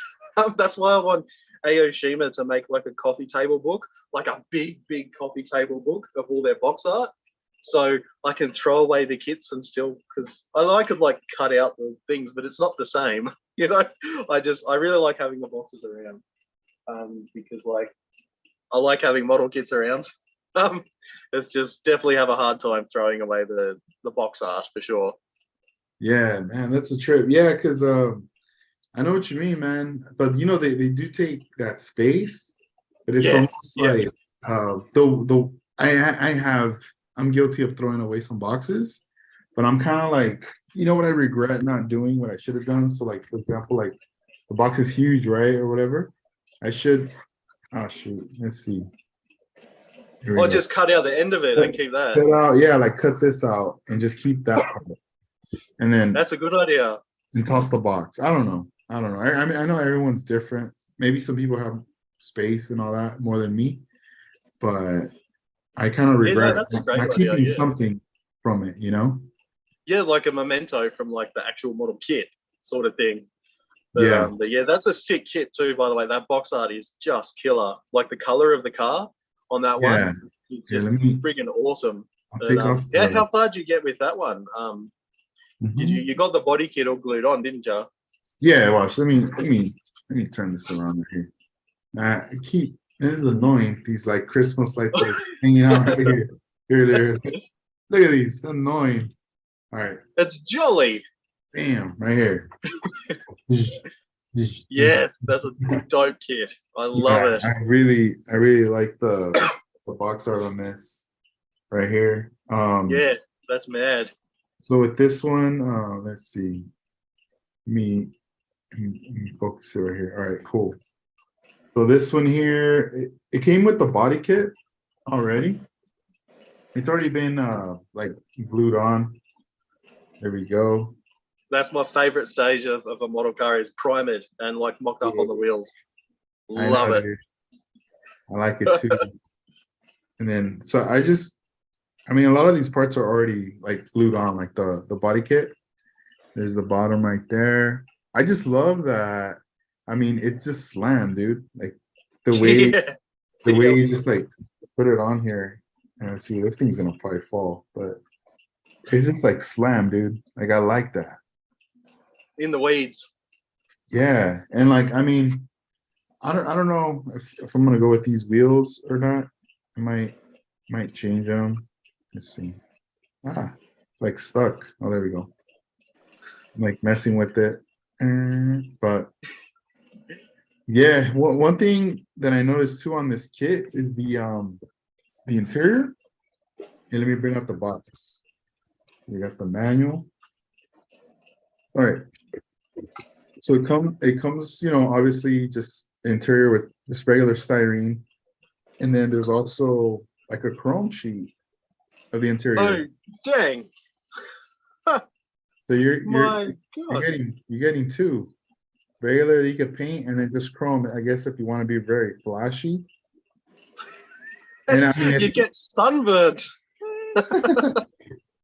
and That's yeah, I mean, awesome.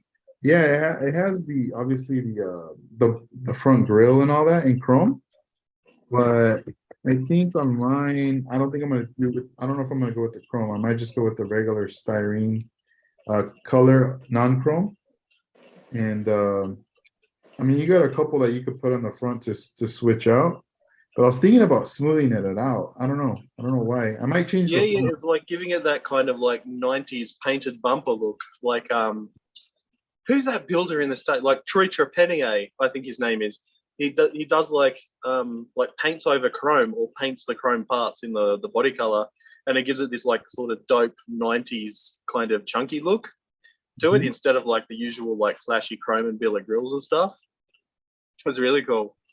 Yeah, and I'm just trying to decide on like what seats to kind of to go with. These are just from different. This is the one it came with, but this is from a different the Hakuzaku kit. It came in Right. Okay. Yeah.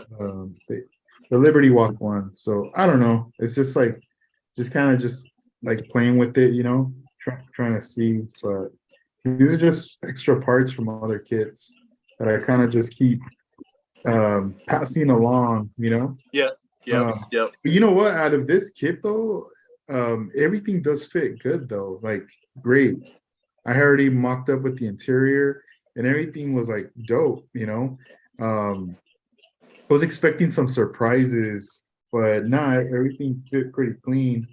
I was wondering too, like if I should on that pillar right here for the back window.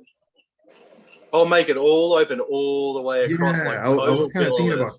about cutting that off, that little stem. I don't know what you call that. I was thinking about cutting it off just so the window looks like even make it look even more bigger. Yeah. Yeah. That's like a really like sought after thing. There's these cars called a Safiro, Mhm. over in Japan, and like other places. And the ones people love the most are those ones with the completely open window line with no pillars and no little like side window kind of like mucking it up. Those are ones like are really sought after because they have that awesome look. You can see all the way through the car. And like if the seats are really low and custom, then it's just like you can see all the way through it. It's like it's kind of like super pillarless. It's like a custom touch, like on your Merc, not Merc, Hudson.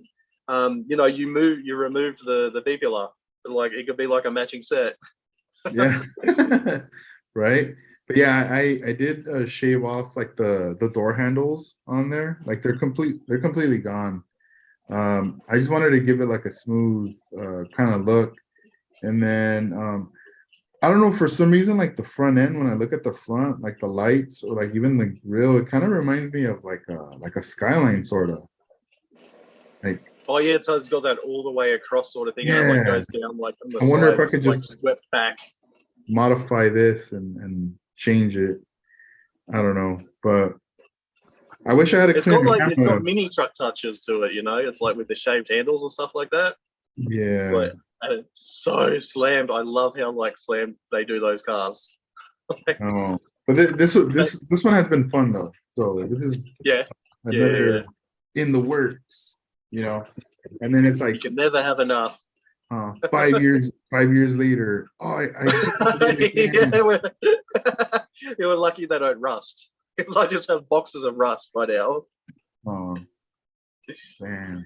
Huge, yeah. Yeah, there's man, I should have brought out the other models, dude. Like just to have them. I gotta keep turning this around. This thing, this thing keeps showing off them lights, dude. Hey, do you guys also celebrate like Thanksgiving holiday out there or not? No, I don't think we have anything Thanksgiving. We have Black Friday sales. Oh, okay, So okay, you know, cool. we took like and Cyber Monday, I Yeah. think is something. Yeah, I think we have sales that retailers have latched onto, but the actual holiday, no, I don't think so. Uh-huh. Um, not that I'm aware of. I don't think. Yeah. But I will if there's any excuse to like eat turkey, I will.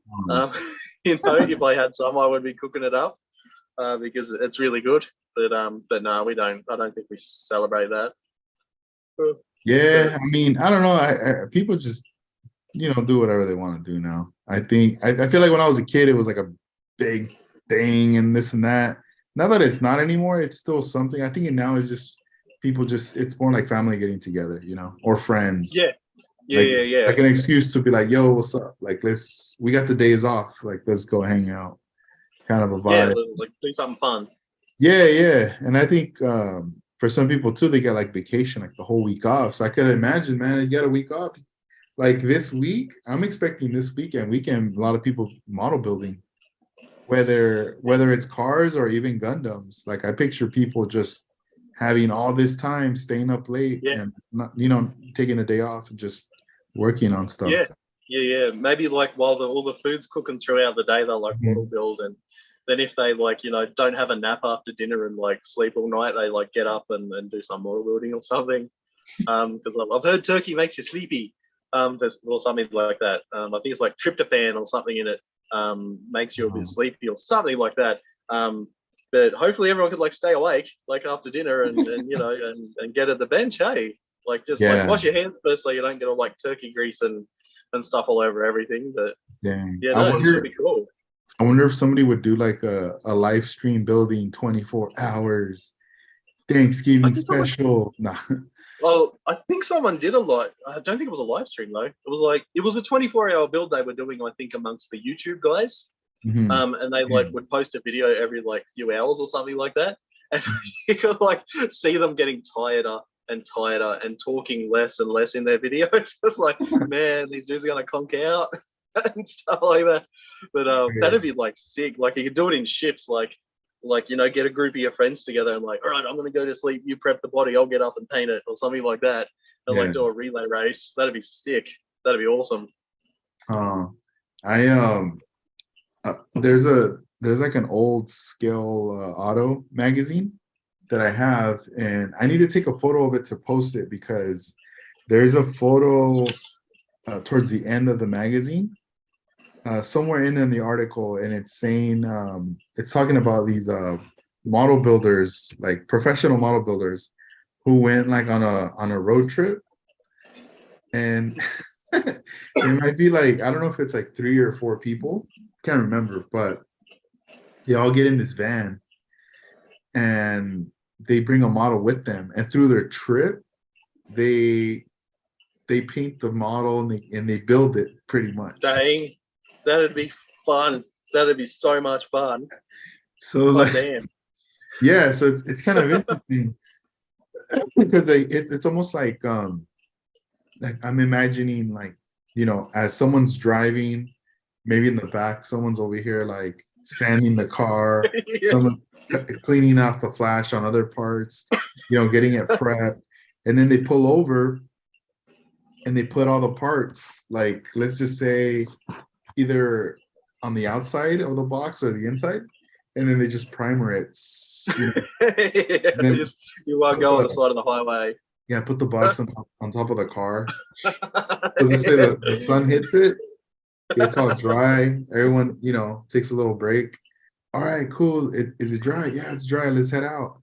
And then they head out. And then you know, let's fix whatever, you know, on the bodies, on the parts, and then all right, we gotta paint it again. So now they put the color, put it again on top of the car. That'd be awesome. I would do that. That'll be fun. Like getting an RV and like, all right, we'll stop here and we'll get the model kit. Then we'll drive to this next hobby shop and get the paint. Then we'll drive to the next hobby shop. You know, stuff like that. Like go from place to place, completing it along the way. That'd be sick. I would love that. That'd be amazing. And at the end of it, you could like be at a show, like Road to the NNL or something like that. Yeah. And like starting like somewhere far away and like hit hobby shops. Yeah. That'd be dope. I would do that. I'm down. They say you clear coat the body and you know, you gotta let it dry. So you put it in the little box in here, but then you just put it in the dash of the car on the road trip. So the sun hitting the glass, hitting the glass is just creating all this heat. All right, this heat's drying up. It should be ready. That'd be sick. I would absolutely do that. Absolutely. That would be pretty fun.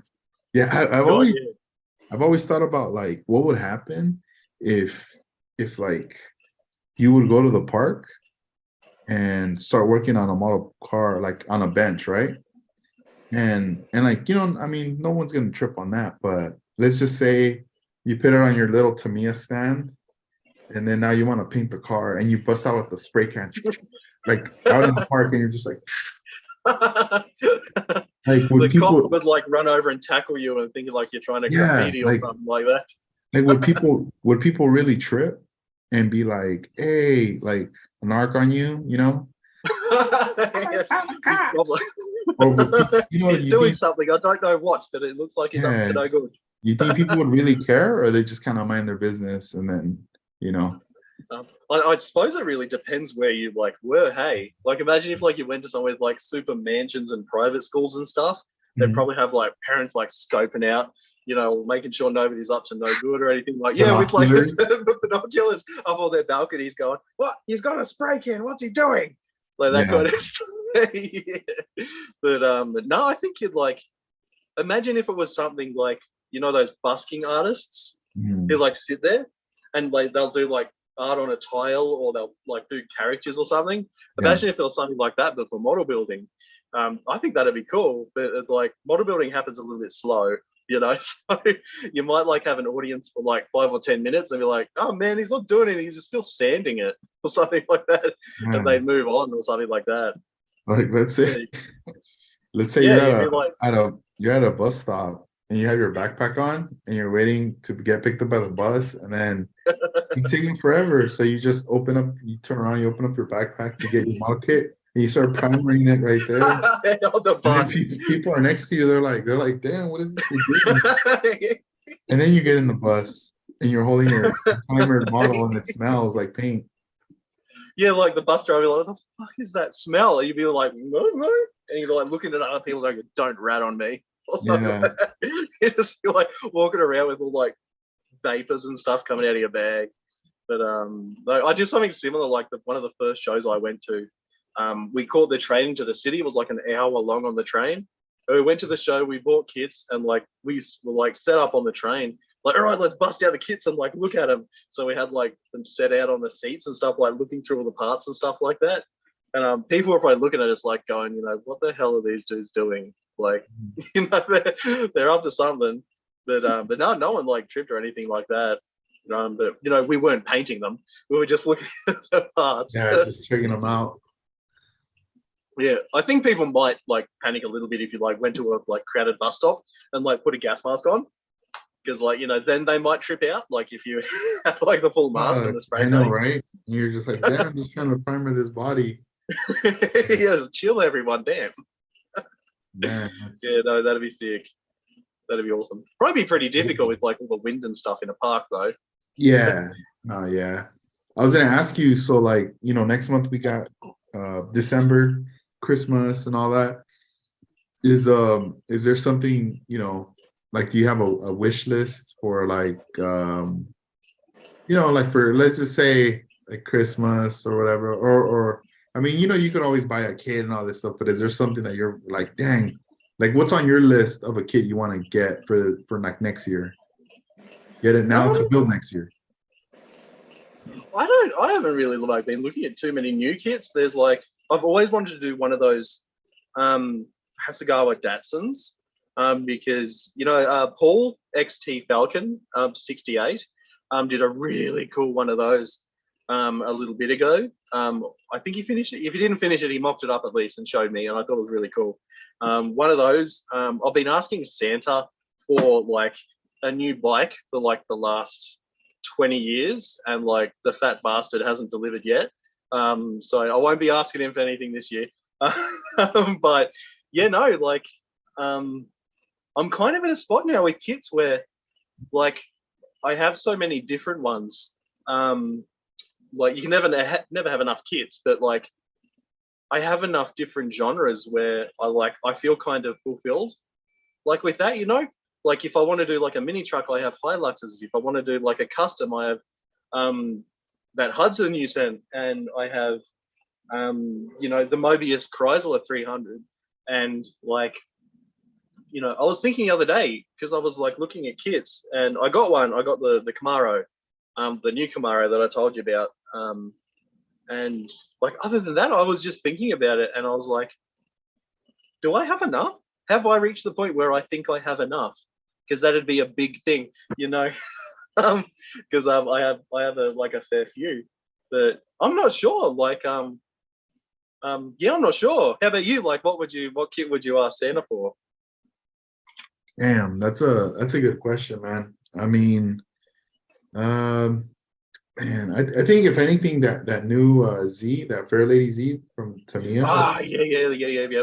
I mean, that one looks tight. I've been looking at the photos of it, and I saw Luke got like four of them. Yeah. Yep. That's so dope.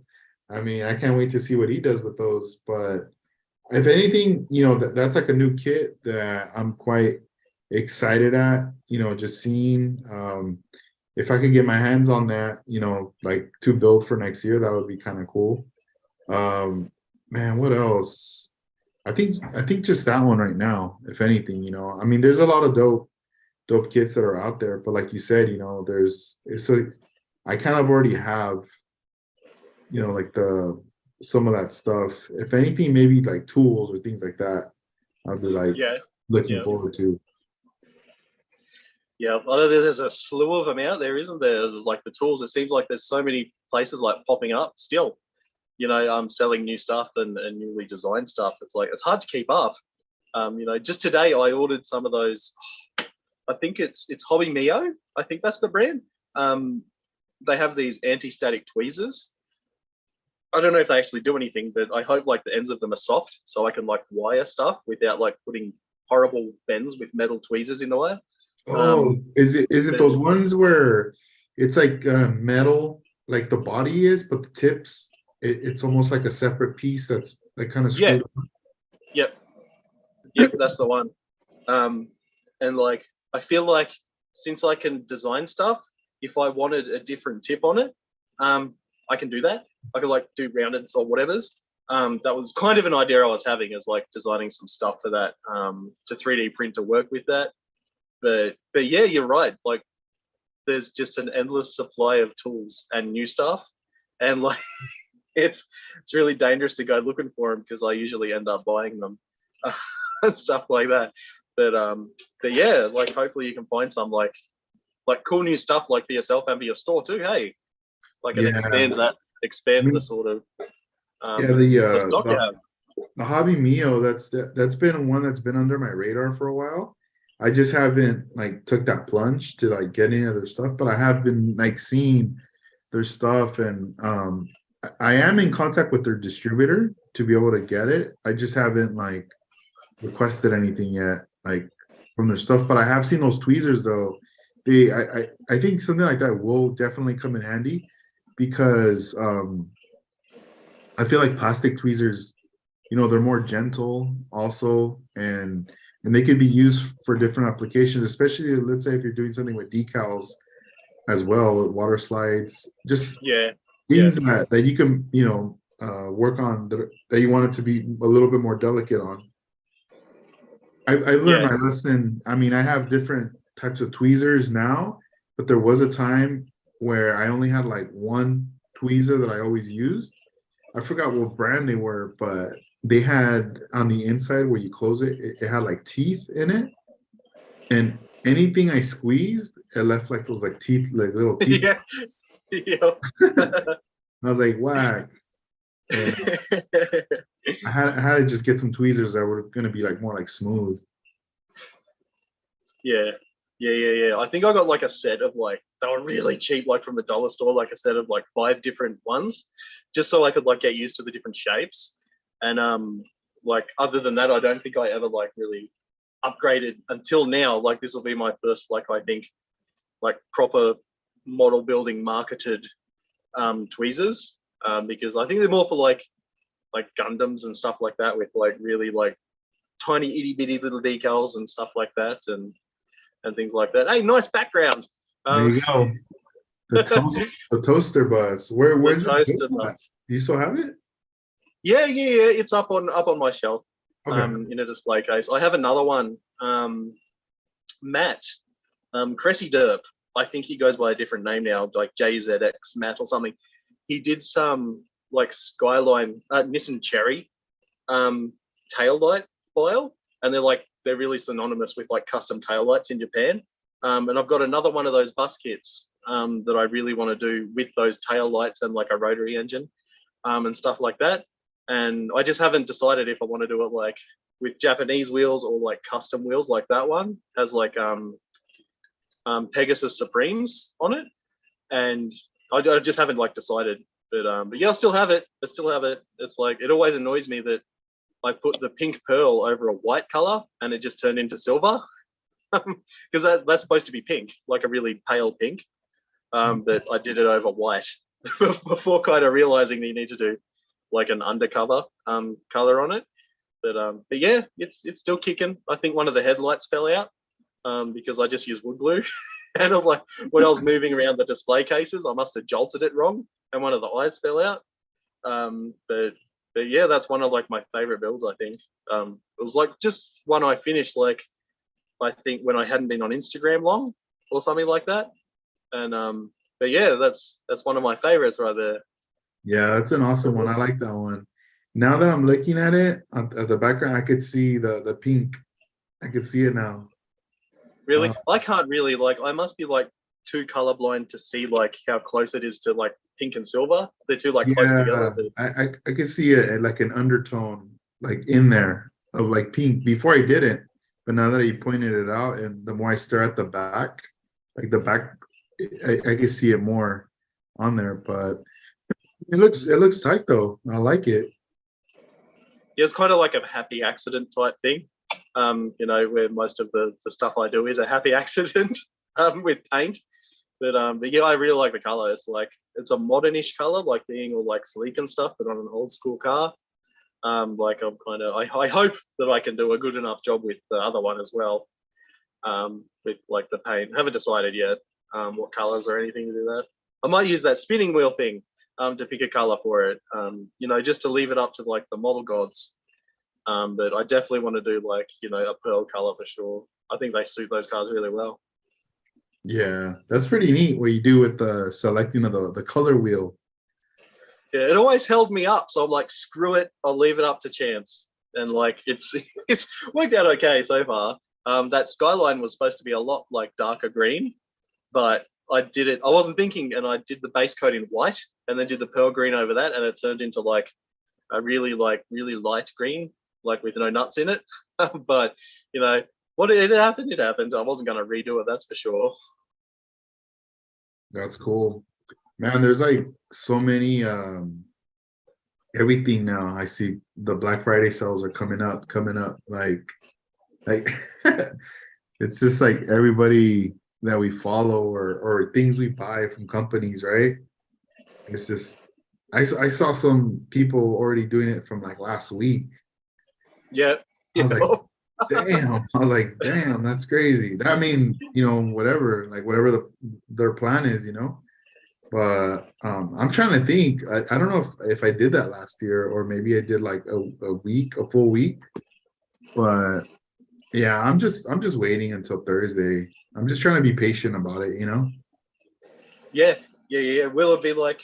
Oh, I was trying to like remember so I could like bring it up and be helpful. Was it automatically applied to the whole store, or was it the code this time? Oh no, you gotta apply the code at checkout. So pretty much the code's already like ready with all items. Like it's already like it's set, but it won't be enabled until the date once the 24th Right. Okay. starts Yep. Gotcha. and it's live and then once whatever you add to your cart and you check out, you put the code thanks 15 and it should apply the discount right there. Right. Okay. Because everywhere like kind of does it a little bit different. It's like hard to catch up. Eh? Yeah, I mean, I'm pretty sure there's a way to probably apply it, like already have it applied, but I still haven't figured it out through the Right. Okay. like Yeah. the admin side of the web. So Right. It's easy to like use the method you already know than risk yeah, yeah, messing something up. it's easy. Yeah, exactly. It's easier for me to do it that way right now, and I don't want to do it because I don't want to get like going through a rabbit hole and screw something up. Yeah. And I'm You're like, like 150% off and end up owing them money when they buy stuff. yeah. So I don't know. It's kind of a trip. I mean, I'm looking forward to it though. We'll see what's up. I mean, I don't know. I try to think like, what's like the goal, right? Um, for the business, but also I try to think like other companies, like what's the goal, right? Because if you sell product, you're still gonna end up you have to invest and get more product, right? So I don't know the way I start to think about it more. It's like the orders that come in, I'm happy that these customers are gonna get what they're looking for, you know, getting that product to them and just packaging it, getting it out on time, that's like pretty satisfactory right there. But also the experience, like I'm hoping that ordering is easy, and then just getting the stuff. It's just like, all right, cool. It wasn't like that crazy. Just that experience right there. But the end goal will definitely be have being able to expand, like getting more product in. You know, more brands, more things that, because I'm always trying to look to see what else is out there with brands, and then also customers hit me up with requests. Yeah, yep. You be carrying this and all that, and I mean, as much as you want to carry everything, it's hard because there's just too much product out there. It's even if you had like, if you got a loan for like 50,000 or 100,000, it's still like so much stuff out there. You're gonna blow through that. Yeah, for sure. Like even just with model car stuff, not even counting other model like sections. The site here in Australia I use called BNA. They carry model car stuff like trains, scenic, everything you can think of for model stuff, and their page of brands is enormous. There's hundreds of brands, and all these brands. If they're conglomerated and there's a single distributor for a bunch of them, sure, but they're not going to be all of them. So it's like you got to hit up all these different people, get all these different stocks in and stuff like that. And even just the model car stuff is so like big with how many brands and stuff there are, and new ones popping up as well that aren't like super well known, like Mr. Model. Is that the one with the shock absorbers we were talking about? Oh yes, yeah, the based out in Brazil. Yeah, and like when you started carrying that, and went really well and that sort of stuff. It's another like known brand now for people that like visit your site and stuff like that. And it's like there is an endless amount of those. Endless. It's just gotta go and go and go. It's gonna be so exciting to see like what rises to the top, of the cream sort of thing, because with so much competition and stuff out there with products, it's just going to elevate the quality and all that sort of stuff, and it's going to be like really, really cool. Already we're seeing like bonkers stuff. Even like the new molds from kit manufacturers, they're expanding into like other scales. Like Aoshima's doing 30-second scale new stuff. It used to be like I've forgotten the brand name, but there used to be this really popular Japanese brand with 30-second scale stuff, and like Aoshima's doing the Hakosuka, they're doing that kit you like in 30-second scale, the one you just talked about, the Z, that's yellow on the box in 30-second scale and stuff like. So they're bringing out new stuff in new scales, but it's sort of the same kind of family of kits. It's like it's a car kit from Aoshima, and it's just going to be non-stop, hey. And like I can't wait to like get my grubby mitts on like so much other stuff and like fill up my garage with junk. Yeah, I feel like them coming out with those 132 scale like snap-on kits is like a smart move to get like younger builders into model building. Because a lot of those kits, they're already pre-painted. Like the mold is the color of the car, ready to go. It's just snap fitting and putting it all together. And for the experienced modeler, obviously they could modify it, paint it the way they want, and everything. But just to get people into it, that's pretty dope. What they're doing. And there's a brand, I don't know if you've heard of it. It's called KA Models, and they do a lot of parts. I think they're also based out of Japan. I could be wrong, but I believe they're in Japan. And I have one of their products. They do like photo etch license plates. Yeah. But then they also offer like hose clamps, cable ties, and rivets. The one thing I do notice on their items, they're a bit more of a premium in price. So, I mean, that's also like another option, right? Like something that, I mean, I don't really see it promoted anywhere like crazy, like it's popular that I come across when I do a search. I don't really find it. I do see it on some sites, but not so much in the US. And I don't know if it's maybe because of the price range. You know, I had seen some rivets that the distributors like, this is the MSRP for these rivets, and it's already like it's like 40 some bucks Yeah, jeez. for rivets, and I'm going, damn, you know, and Crikey. and it's not like you're getting 100 or 1,000 rivets. Yeah. It's like you're getting maybe like, I don't know, 30, 40 rivets, you know?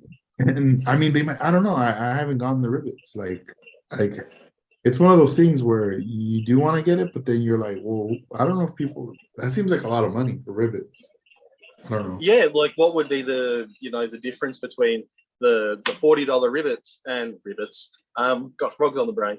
And like the 10 or $15 ones from like Zoom Model on. Factory Hero or Mhm. Zoom On or HD or anything like that. That's because I suppose if you had this super premium thing, people might buy it thinking like, "Oh, that's super premium," like that's the top of the line. But like when it comes down to it, it's like you're not paying really for the prestige of it. No one's going to know to point out, oh, wow, are those $40 rivets you used on your model? It's like, they'll just say, hey, cool, you use rivets. That's it. You And yeah, I know the most attention I think a rivet would ever get is when you're putting it in, that sort of thing. And like the experience, I don't think wouldn't change that much between like the different kinds. But what do I know? Like I don't think I've ever used them all that much, to be honest. I have them, and I kept dropping them. Although I was using the metal tweezers, and it would just go plink, and it lost forever, and then plink, lost forever. I'm like, okay, then fuck this then. Then I'll put them away. And I'm like, nah, I've already lost like $5 of rivets. Imagine losing like $20 in the same amount of time as like the $40 ones. Keep going blink, blink, blink. But yeah, no, I did some 3D ones, and like compared to the aluminium ones are just better. They don't break as easy. They're easy to handle and paint, and I think you don't have to paint them. And the 3D ones are like, it's if my resin was a bit more rigid, and they didn't fail as often, they'd be competitive. With those ones, I could even like use silver resin that they probably have. So you'd have to paint them. But now, like the only competition between I think rivets is other aluminium rivets. Like I don't think the point. Oh, what was the size that I think you were looking for a specific size, and I can't remember what it was. Was it 0.6? I think it was like a 7, between a 7 or a 9. I don't know. There's all these different like sizes on them. Yeah, it's like really hard to nail down. Like, Mm-hmm. what's the standard size for the scale that people use for yeah. Well, it makes such a huge difference, but like it's really tricky to like track down. I think the hobby design detail up kits, like for the LB Works GTRs and the Rocket Bunny 86s, I think they come with a 0.7. I can't remember, but it's like it's 0.6 or 0.7 either way. But yeah, it's like such a niche thing, isn't it? It's like, who would think to like talk about the finesse of like the tiniest little rivet, and then much less do it on like a live stream? Yeah. It's the wildest thing. Oh god, that makes me happy. Yeah, maybe if somebody does get the $40 rivets, $50 rivets, they'll, when they fill out those forms about the mods they did to their model at a competition, they'll just yeah, they put could on just there, flex. yeah, $40 rivets, don't trip. Just to flex on everyone. And that'd be crazy. Oh hell yeah! Oh, that'd be good. Yeah, cool. That would be fun. I think now you've like changed my mind. Now I want them so I can do that because it's so silly. That'd be awesome. I have to find a photo, and I'll send it to you. I'll screenshot a photo that I'll find of them from that brand, and I'll send it to you. I don't even know how it looks packaged. I just seen them like kind of loose, like the way they promote it. Yeah, yeah. And I'm like, damn, like, do they come in a bag or do they just tell you here, put your hand out? Maybe they've like got them all like separate in like a little like case you got to open up, and it's like maybe like it has Supreme written across the packaging or some stupid thing like that. That makes it worth that much money. But oh man, that's called like designer model parts. Yeah. They're like Gucci rivets and stuff like that. That's funny. Dang. Well, hey, dude, I think we should wrap this one up. This was fun. I mean, we'll have to do this again.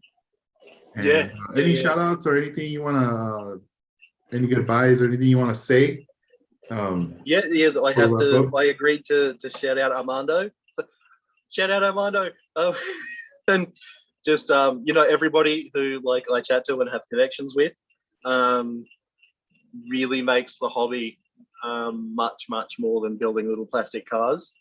It's incredibly important to me and to everyone else, I would assume. So keep trucking, and thanks for having me on the live thing. It's really fun, and definitely we should do it again. It's been fun to shoot the shit. Absolutely. Awesome. Well, thank you, Casey, for taking the time. And the people in the chat, sorry, like the yeah, people that joined in on the chat, thank you. Shout out to everybody. Shout out to Luke for joining us, David, Armando, Snacks, David Guerrero, also, everyone who jumped in. Thank you for that. And this one will post up, on Thursday. The episode will be up. That way, in case if you missed it from the beginning, the video will be up, and but the audio and all that, we'll put that up so it's on iTunes and all that stuff. So, and then just I guess one last announcement is just Black Friday sale. You visit scalewriters.com. We'll be having the sale starting on Thursday, Thanksgiving Day, and it's going to go out throughout the weekend, and it's going to end on Cyber Monday at night, pretty much. Monday night. It's the whole store is going to be 15% off all the items, and the code will be Thanks15. So just enter that at checkout right there, and I'm still, gonna have if you pass the $100 mark, it's like free shipping. So you can save 15% and then take advantage of the free shipping if you go past the 100 too. I just wanted to throw that in. Probably by the time you guys hear this, it's already gonna be going on right there, And let me see. And also shout out to Super Average Gumpla who tuned in as well. Thank you guys. Or thank you, dude, for sure. No way. It's been awesome. Yeah. All right, man. So I'll let you go and have a good one, Casey.